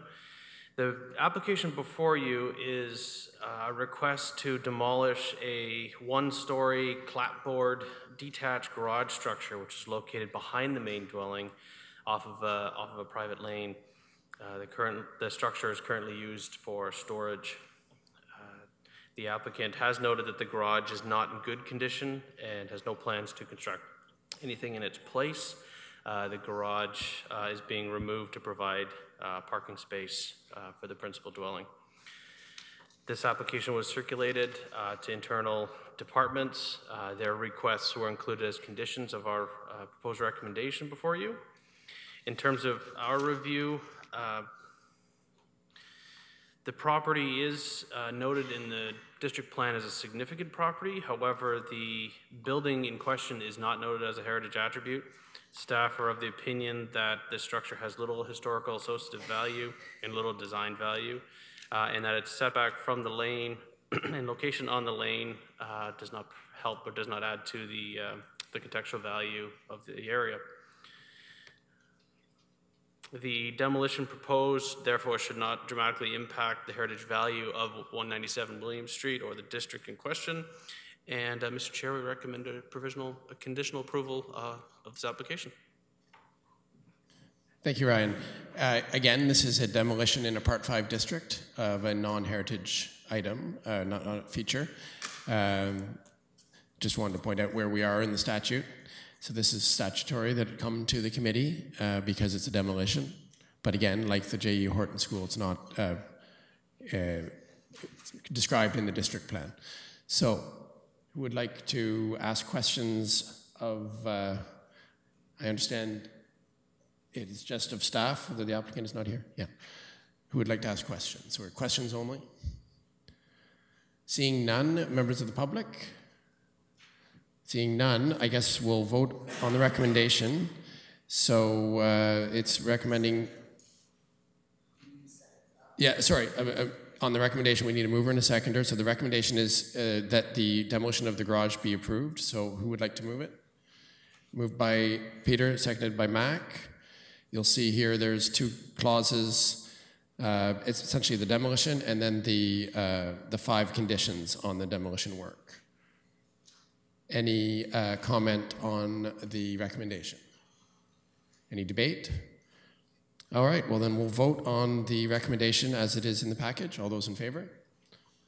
Opposed? And that carries. Thank you very much. Next is the notice of intention to designate, under our Ontario Heritage Act, 181 Sydenham Street, 704 Hillview Road, 647 Princess Street. Go ahead, Mr. Leary. Thank you, Mr. Chair. I don't have a fun slideshow with this one, I'm afraid. This is Exhibit E of your agenda package. Shows the 3 properties that are before you for consideration of designation. The first property is 181 Sydenham Street, known as the Charles Gildersleeve Building. It was built in 1891. It's an excellent example of an Italianate commercial building. It has associative value with the Gildersleeve family and local Jewish Canadian heritage. It's also the location of a well-known Simpkin sewing machine business that operated here for many years. So the statement of this property is included in Exhibit B of your agenda. The second property is the former Collins Bay Wesley Methodist Church at 704 Hillview Road. It was built in 1872, and it's a good example of a 19th century Gothic revival church. It's a landmark in the Collins Bay area and has association with the Wesley Methodist history of the area, and its statement is on Exhibit C. And finally, the property at 647 Princess Street. This is known as the Thomas McRae's Carriage and Blacksmith Shop. It was built around 1840, and it's a good example of a mid-19th century vernacular stone construction in Kingston. It is one of only 2 remaining original stone buildings from the Williamsville Plan of 1842, and it's located in the historic core of Williamsville at the corner of Princess and Victoria. It was used for many years by Thomas McRae as a carriage making and blacksmith shop, and the full statement is included in Exhibit D. And actually the owners of this property are with us today as well. So these statements were reviewed by the Heritage Properties Working Group, and the statements and the reports were provided to the various owners. We've received no negative comments from the owners on these, and we recommend that these properties satisfy the prescribed criteria under the Heritage Act for properties of cultural heritage value. And we recommend that the notice of intention to designate be served on these 3 properties, and that should no notice of objection be presented to the clerk's office within the 30-day appeal period, that the properties be designated under Part 4 of the Heritage Act. Thank you. Just to remind the committee, this is a yes/no question. Do we recommend, do we agree with the staff recommendation to intent of the notice to designate, to have these 3 properties become designated? That is the question before us. Do we designate, yes or no? So questions first for staff, or in the case of, is it 181 Sydenham that the owners are here? 647 Princess. 647 Princess, the owners are here, should there be any questions. Okay. Members of the public? Okay, so I need a mover and a seconder for the recommendation to designate. Moved by Paul, seconded by Catherine. Any debate?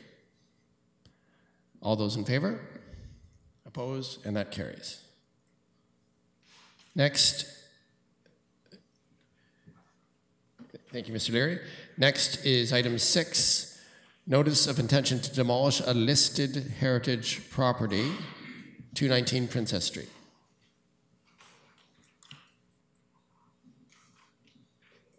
Welcome back, Amy. Thank you, Mr. Chair. The subject property is 219 Princess Street, right next to the Capitol Theater. This is a listed property on the city's Heritage Properties Register, and the proposal is for a partial demolition of a wood frame addition at the rear, which requires a notice of intent to demolish under the Heritage Act. As part of a complete submission, the applicant submitted a heritage impact statement based on, well, this is the rear addition, which is a wood frame component constructed after the stone structure, which was constructed in 1877 and is the primary element of cultural heritage value on this property. The plans propose the removal of the wood frame component that's been covered with contemporary cladding material, it's aluminum and some vinyl. And this component will be ultimately reconstructed, which will undergo site plan control approval and may require a rezoning application as well for the construction within the existing footprint at the rear. But based on the submission of the HIS and the plans, staff had no concerns with the impacts associated with the removal. And there's further information in the exhibits to the report. I think the applicant's architect, Rhonda Horn-McQuay, is here as well. Okay, I just have a question just for the committee's benefit of what we're considering here. Are we considering the new plan of what will be built here, or are we only considering the demolition? The demolition is the component that requires the notice. The overall intent of the notice requirement is to determine whether the property needs designation under the Heritage Act, which would protect, which would void a demolition permit and require heritage permits for the demolition. A chance to evaluate the cultural heritage value further. In this case, there was a listing report and a heritage impact statement. Staff didn't feel that was necessary. Thank you. So, as you've just heard, because this is a listed property, there is a 60-day period where council may wish to designate rather than approve the demolition. So this is the decision of council, and we may submit our thoughts to council in oral form right now or in written form to staff as well. Would anyone like to ask questions of the planner or of the owners at this point? Don? I realize this committee doesn't really have jurisdiction to discuss the plans for the new development, but I just wanted to ask a question. The facade, I don't know if you can see the street facade there.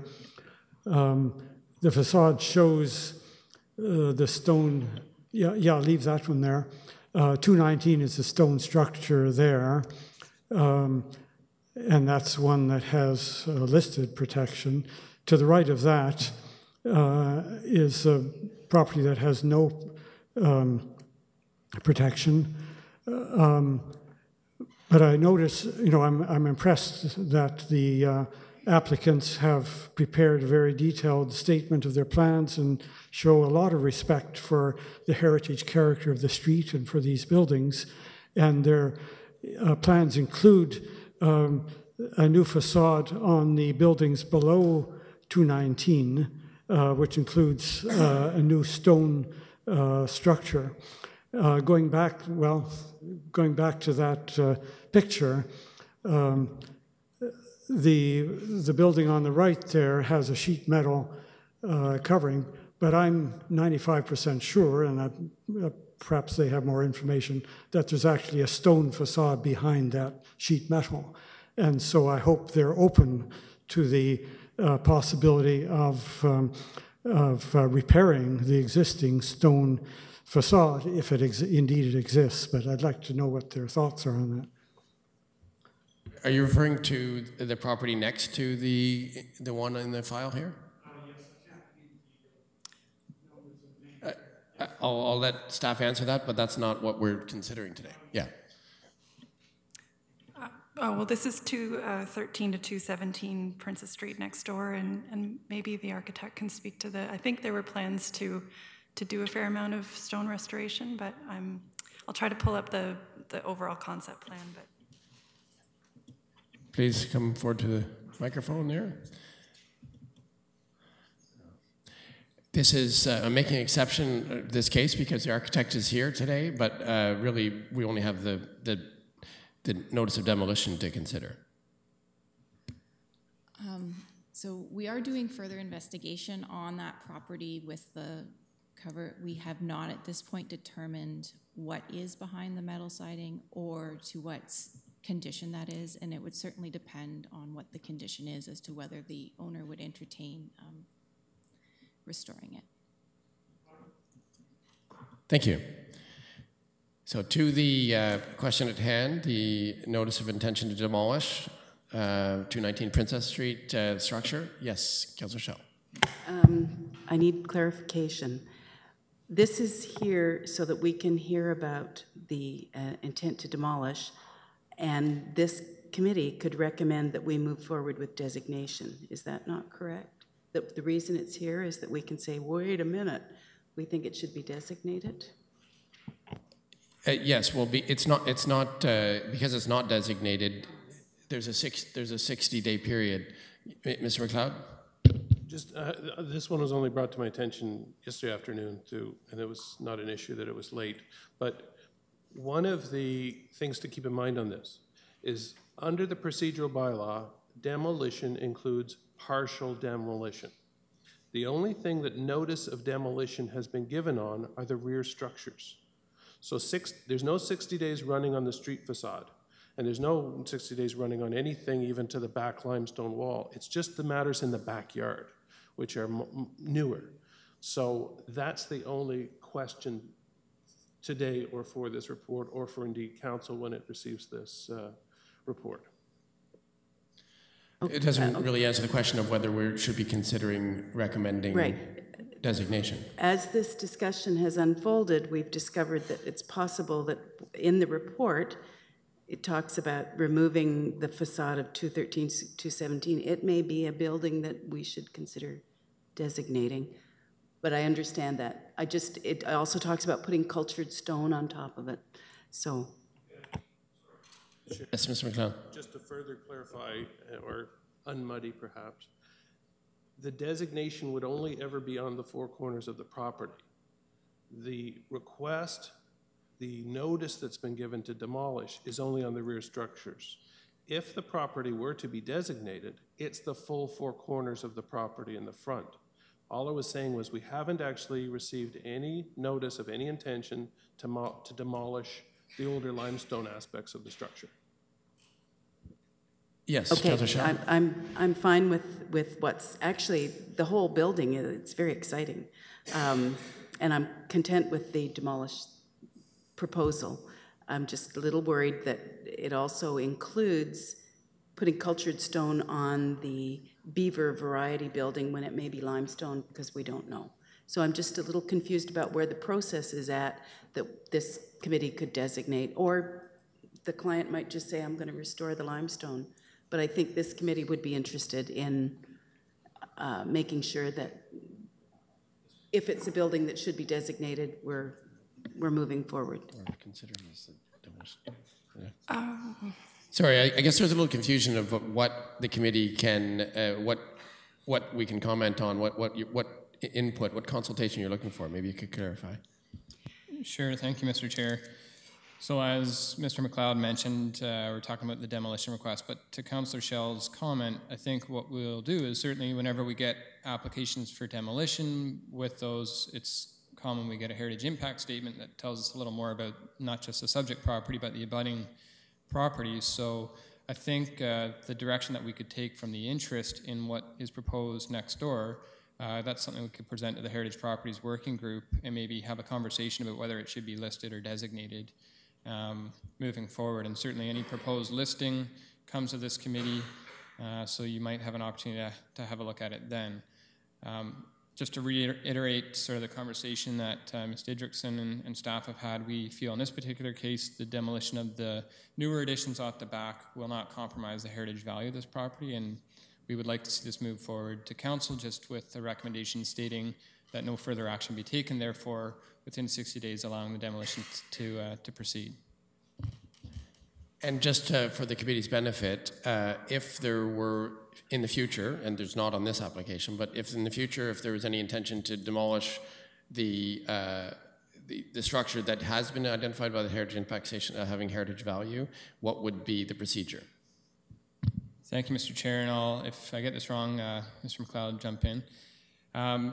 These have to proceed very quickly under the Act. We have 60 days from the day we get notice from proponent for demolition. We have 60 days to decide if we want to designate it. The challenge with the designation piece is that also takes time. It takes time to get on a committee agenda here, where we would need a recommendation from this committee to council to publish notice of our intention to designate.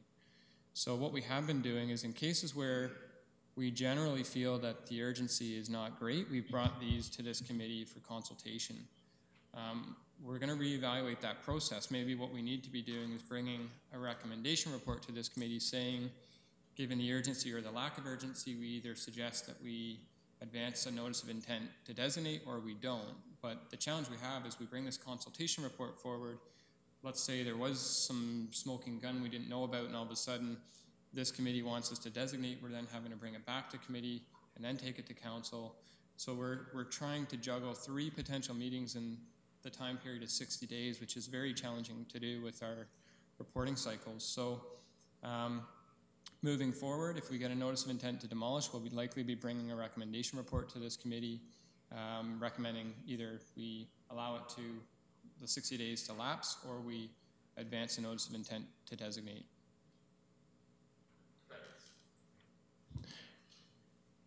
I think I understand. The purpose of the 60-day period is to give the opportunity for the municipality to designate, but because of the timelines, we have often had those things go to the working group and recommend designation even if no demolition has been requested. Through you, Mr. Chair, so they're not going to working group. The instances of this is quite infrequent, and when it becomes a major issue with a cultural heritage asset that we know we need to protect, we'll be collaborating with this committee to make sure we follow the procedural requirements. But right now we have 60 days, we get it on an agenda for this committee because we can do that within the first 30 days typically. We have an information report or a consultation report, we receive feedback, and then we reflect this feedback in a report to council. So right now we have kind of on the back burner a report that's prepared. It's 95% done. We just have a placeholder for any feedback that we received today, and that will go to the council meeting on November the 15th. If, however, we ran into a situation where we were dealing with a property that had cultural heritage value that we wanted to protect through designation, there are some other steps that we have to follow to respect the Ontario Heritage Act process that can add time. So what we may have done in the event of the proposed demolition of a really significant cultural heritage resource, we would have brought a different report to this committee. It would have been a recommendation report saying, we recommend that we advance notice of intent. We then present that to council and proceed from there. I'm not sure if, Alan, if you want to elaborate. And it's just that we've been very fortunate that not only is the scope of what's being discussed here quite clearly limited and to staff quite acceptable, but we could have a situation where we had an antagonistic relationship. We didn't have a happy owner of a listed property and they were intent on demolishing. We have to act very quickly if we need to get a notice of intent to designate on that. That would be a different process. This is also very different from an application. This is just a notice. The property owner is allowed to demolish after the 60 days runs out, and it's really not seeking council's consent. It's just a warning process.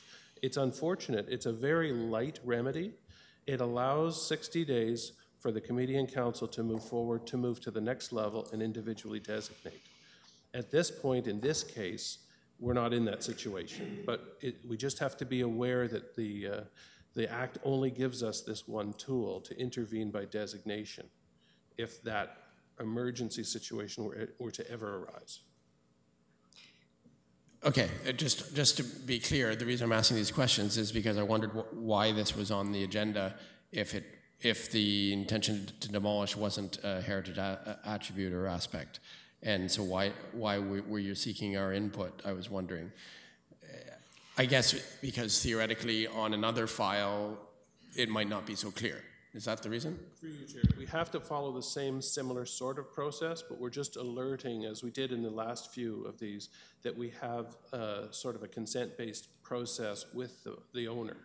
The Act does require consultation or review with the committee prior to a notice of intent to be issued, but it's council's decision whether or not to issue that notice. That's under Section 29 of the Act. So there is a role for the committee in these. In most cases, fortunately, the scope is limited and the applicant or the notice giver is doing a process that's agreeable. We just have to follow the same process in a way as if it was an emergency, because that's what's set out in the law. Right, so we're following Section 29 of the Heritage Act procedure, and in this case it's a formality, but because it's in the Heritage Act, it has to come to the committee. Correct. Thank you. Yes, Mac. Okay, so I'll just, if there's any members of the public that wish to ask questions or comment, if not, we will move the recommendation. Right, it's consultation only, so actually there's nothing to vote on. Does anyone else have anything to add on this file before we move on? Okay, so we'll move on. Thank you very much.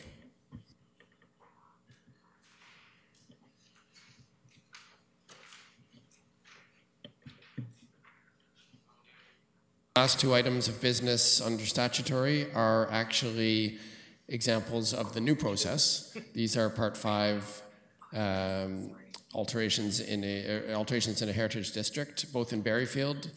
The first one is 225 Main Street in Berryfield. And you'll see under the recommendation the new wording that Heritage Kingston supports council's approval of the following. Mr. Leary.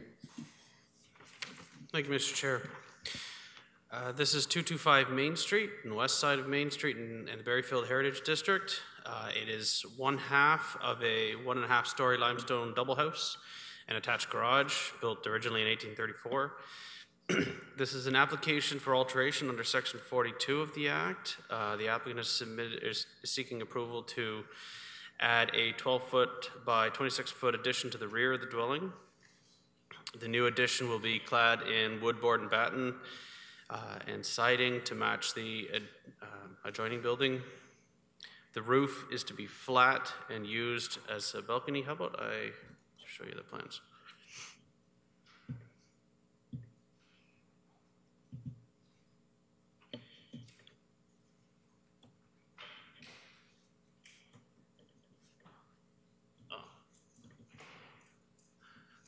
So just to orient the committee, Main Street is down here. This is the rear. This is the addition that was approved a few months ago. This is the little addition that is being requested now. The building is actually split down the middle, right here. There's two properties. This is 223 to the left and 225 to the right.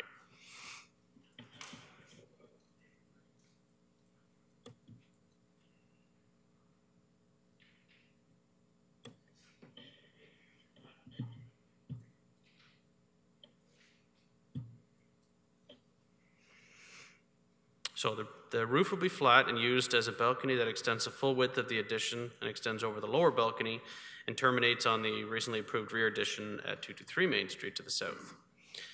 4 rectangular sash windows are to be installed facing west with a 6/6 glazing pattern. The colors of the proposed addition will be the same as those found elsewhere in the building, which are tones of light brown. The railings are to be metal with a simple picket design in black or beige tones. The entire addition, including railings, will be constructed below the current ridge line of the main house roof and located centrally to the rear of this building, and therefore not visible from Main Street and only minimally visible in winter months only, I would assume, from Green Bay Road to the west. Staff have reviewed the scale massing, design details, and choice of material from a heritage impact perspective, and with respect to the existing and new construction, new conservation district policies of the Berryfield plan, and staff are satisfied that the proposed addition meets the objectives and principles of both plans, both the 1992 and the current plan, and particularly with respect to those policies and guidelines related to new additions on heritage buildings. Given that most of the proposed addition will not be visible from the public realm, thus having minimal impacts on the district, and given that the applicant has chosen materials and colors that are complementary to the existing building and are common in the district, staff have no concerns with the conditional approval of this application. Thank you. So you said it was subject to the new Berryfield plan, so the new updated plan that was just passed. So in that there was the language about public facade, which you were talking about something that was visible. Does this meet the definition of public facade? Our interpretation is it does not. It is at the rear of the building, and for most of the year you will not be able to see this. In the winter months when all the leaves are gone, you might get a glimpse of it from Green Bay Road, but it's not a prominent part of the district, and really it won't impact the district's character whatsoever. Thank you. Questions from members of the committee? Questions from members of the public or comments? Seeing none, so the recommendation is that Heritage Kingston supports Council's approval of this project. You'll see the two conditions on the next page.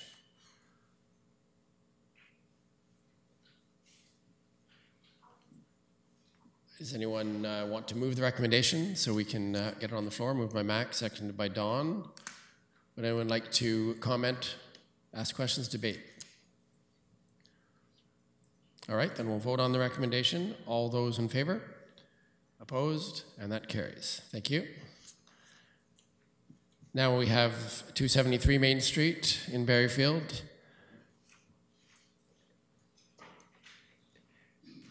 Mac has declared pecuniary interest, so he's left the room.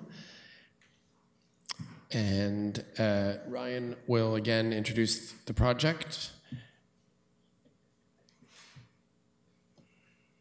with the same wording as the last one. So, Mr. Chair, I'm going to bring up the drawings, as I noticed the ones in your agenda package are not real clear. The highlighting, oh, they're not great. Oh, I guess it's okay. Sort of disappeared. This is 278 Main Street. It's on the west side of Main Street, just further north from the previous file. It contains a contemporary dwelling. This house was built in 2011 on a lot that was created through severance behind the John Marks house that's up on Main Street. The applicant is requesting approval to extend the gable on the roof above from the main dwelling over the existing porch. The extended portion of the roof will match the existing in pitch, material, color, and design. The extension will be supported by 8x8 timber pillars clad in BC fir to match those which are full fir poles on the front of the building. And then the underside will be covered in pine board, similar to the front. Again, we circulated this application and received comments that have been incorporated. While this building is in the Berryfield area, it is noted as non-heritage. Even though it is non-heritage, additions to buildings of this nature could have an impact on the district, and therefore they are subject to the district plan and are reviewed and approved in this manner.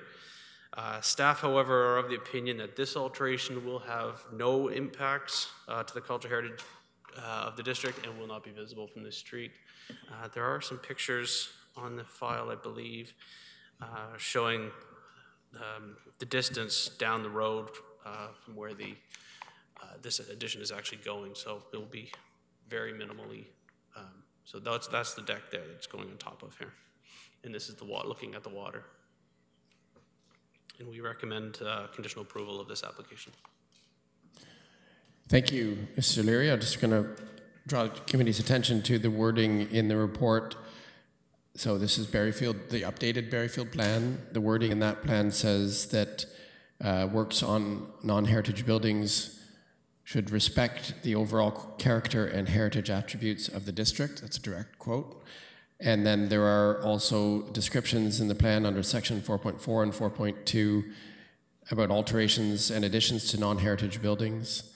So there's policies in the district plan that describe work to this type of building. That is the yardstick that we use to judge this application. So are there any questions from members of the committee? Sherman. Only comment to the presentation. I see clearly, more clearly now, the post and beam, the structure as seemed to be identified in a very opaque image on the drawings that we received. It would have been much clearer to see that image in our package rather than now, so that it's clearly moving forward.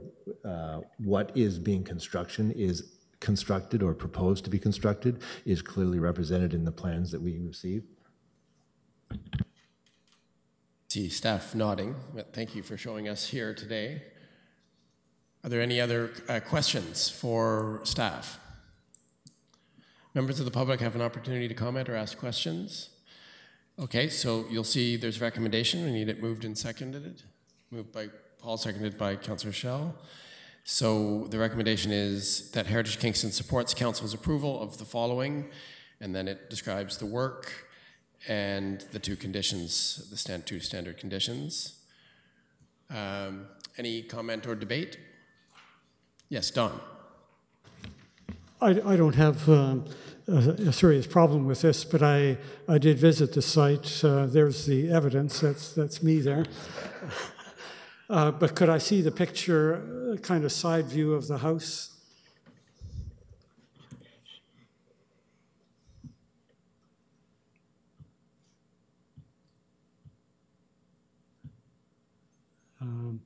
I guess that'll do. No, the previous one. Yeah, I'll stop there. I made a comment to the owner that instead of extending the main roof over this deck, it'd be better to drop it by 6 inches to show that the deck is really a secondary part of the structure, not part of the main house. So instead of having a long blank roof, a long blank continuous roof, there would be a kind of demarcation. And I think that would be an advantage in terms of the design, and maybe it's visible from the street, but you know, it's not a major point. But my understanding was that he didn't want to change his plans. The new roof will just extend continuously over the deck. So, Clerk, you've got that comment recorded, a suggestion by our Vice Chair when he was there on a site visit. But my understanding is that's not incorporated in the current proposal. Any other debate, comments, suggestions? All right, I'll call the question on the recommendation. All those in favor? Opposed? And that carries. Thank you.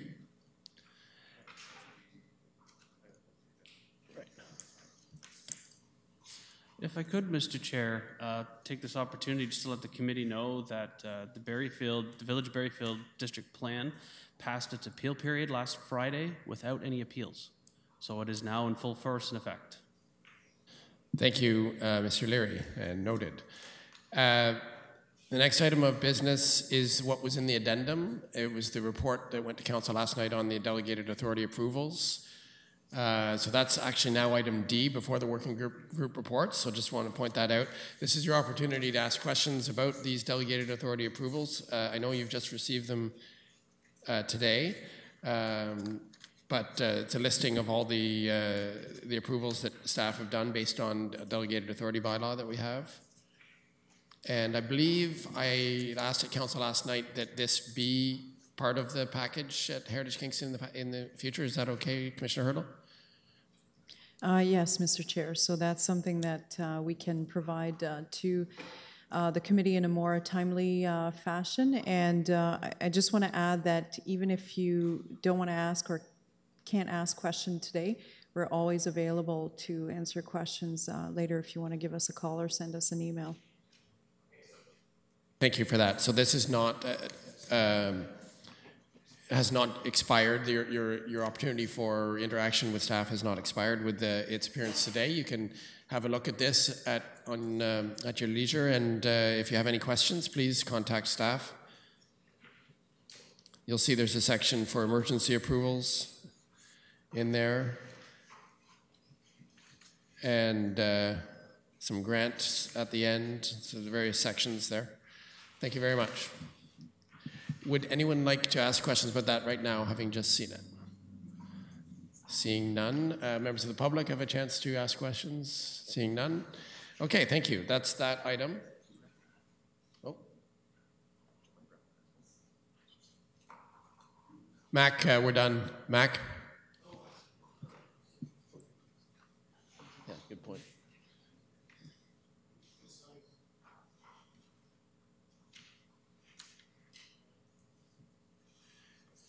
Welcome back, Mac. We're on the working group reports at the end of the agenda. So let's see. We've got 3 working groups, and they all have reports in the end of the schedules. Right. Right. So I guess I should just go. Is it right at, are they all here? Do we have? Are they all in here? Sorry, I'm just going to that section of the agenda here. What's this? I think I've got it out of order now. Yeah, here we go. Okay, so the Heritage Properties Working Group briefing notes are included. Do we need to vote them in? Okay, so I need a motion to receive the Heritage Properties Working Group report. Moved by Don, seconded by Paul. All those in favor? Opposed, and that carries. Now on the Cultural Heritage Working Group.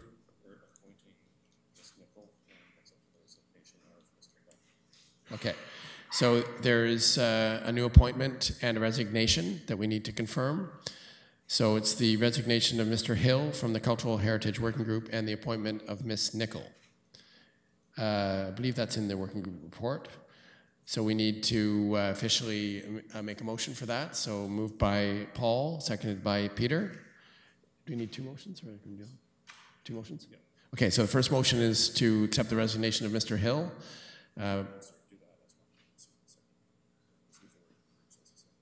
Right. Oh, sorry. So it is one motion for both the appointment and the resignation. So moved by Paul, seconded by Peter. All those in favor? Opposed, and that carries. And the other motion that we need is to receive the working group report. Moved by Mac, seconded by Paul. All those in favor? Opposed, and that carries. And then I see Mr. Wigington, the Cultural Director, might wish to speak on this item. Through you, Mr. Chair, just to highlight the fact that for the committee members, having had the chance to read the meeting notes for the Cultural Heritage Working Group, there was extensive discussion about 3 videos that have been produced in relation to cultural heritage. It was identified that the working group was very pleased with the first of the 3 videos and has asked for staff to look at the second and third videos. If there's inclination and time today, we do have the first video available for the committee to watch if there's interest, given the time constraints on today. I believe it's about 5 or 6 minutes long.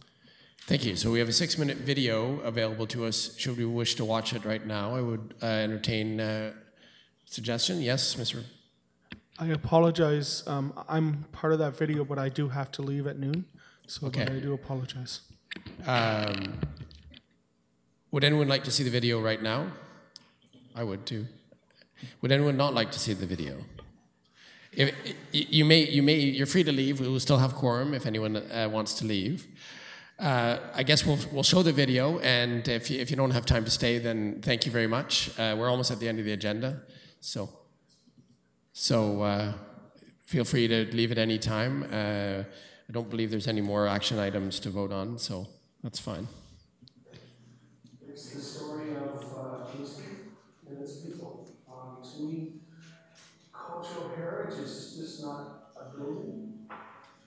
streets, live out the story, or the story of the people that built that building or that streets. They're just pieces of wood and stone. So for me, cultural heritage is the story of all the citizens, now and in the past. And it's alive. The story of the future too. How can we share it with other people and let them participate in it and partake in it so that people know what this area is, what the significance was, and how we used it. And I think people can learn a lot from that. It's moving into the culture that's here, from its time of perception to its present time now. And that includes not just Indigenous people, but people who have migrated. Kingston is a transient city, it's always been that way. So the idea of culture as well, the people who come here and their energy and their contributions, that's what really makes this city, the idea of the cultural heritage of the city. Historically, Kingston was a green place. It's at the edge of traditional territory of Huron, Algonquin, Iroquois, and then the Anishinaabe people were also here as well in Mississauga. Everyone kind of had their own experience in which one of the Kingston. I think a lot of those stories and narratives kept alive with different peoples that are living here for the past hundreds of years, coming here and using this area. My mother is Oneida and American. She was born in upstate New York. My father is of Algonquin and European ancestry. I currently live in Kingston. I'm heavily involved with the Indigenous community here. My elders consider me a traditional man, which scares me a lot because there's a lot of responsibilities behind that. As an Indigenous woman, in particular Ojibwe, and I'm from Northern Ontario, the concept of cultural heritage is completely different than somebody else. My identity in Kingston would be as a Mohawk woman, and I started to work with young people and there was a lot of urban Indigenous people in Kingston, and I can identify with that because I grew up urban as well. So I think my role here is to help youth be comfortable in expressing who they are and having pride in being Indigenous in Kingston, and making people more aware of our present place is really important to Indigenous people, and being able to share and recognize and have it be something contemporary as well. It's a living space where you can go and you can feel the contribution of, for example, Molly Grant in this area. Our stories can be told in very many different ways. Not just sitting there telling stories. Our stories can be told in dance and song. Our stories can be told in our artwork. Our stories are told here locally through powwows, National Aboriginal Day, community members that do artwork, and different versions of art. It could be beading, drum making, ceremonies that we do within the city, smudging ceremonies, sweat lodge ceremonies. Those ceremonies tell our story too, and if we don't protect those stories, they get lost. I think the Indigenous community in Kingston right now is trying to come together in a good way, and I think with the emphasis on reconciliation, the truth and reconciliation process, I think there's a lot of people who are actively trying to keep things alive or trying to come together and figure out together how we can make Indigenous culture more visible in the city and more integrated in the city. In the context of protection of heritage, I think it's important, not just for the municipal government, but federally, provincially speaking, that we must recognize all existence of all people of all genders and what we've all made contributions. We need to be proud of who we are, and we need to stick to our tradition, we need to know our traditions, we need to learn our language, we need to know our traditional ways, and then also figure out how we can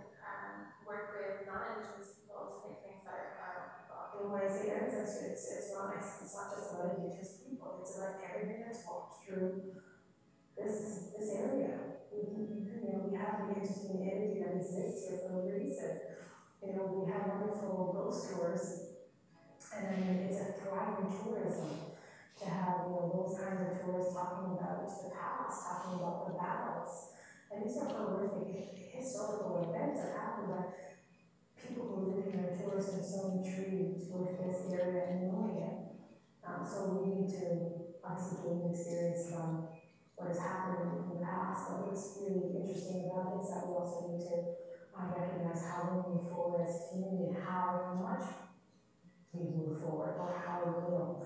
So we need to recognize the degrees of it. I think is the next step that as Houstonians we need to take, because we need to make sure that it's not just Indigenous people that know this, but that everybody knows it and tries to do it. I think that's what reconciliation and cultural heritage is all about. It's about all of us recognizing these places and these spaces and people that were here and their legacy that they left behind.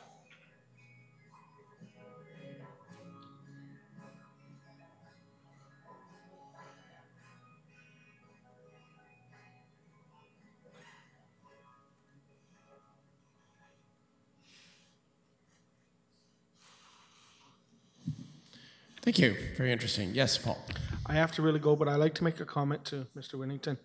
At the Cultural Working Group, I noticed in the video they showed a picture of the Sacred Fire, and I flagged that they need to either speak to the firekeeper or have that portion removed.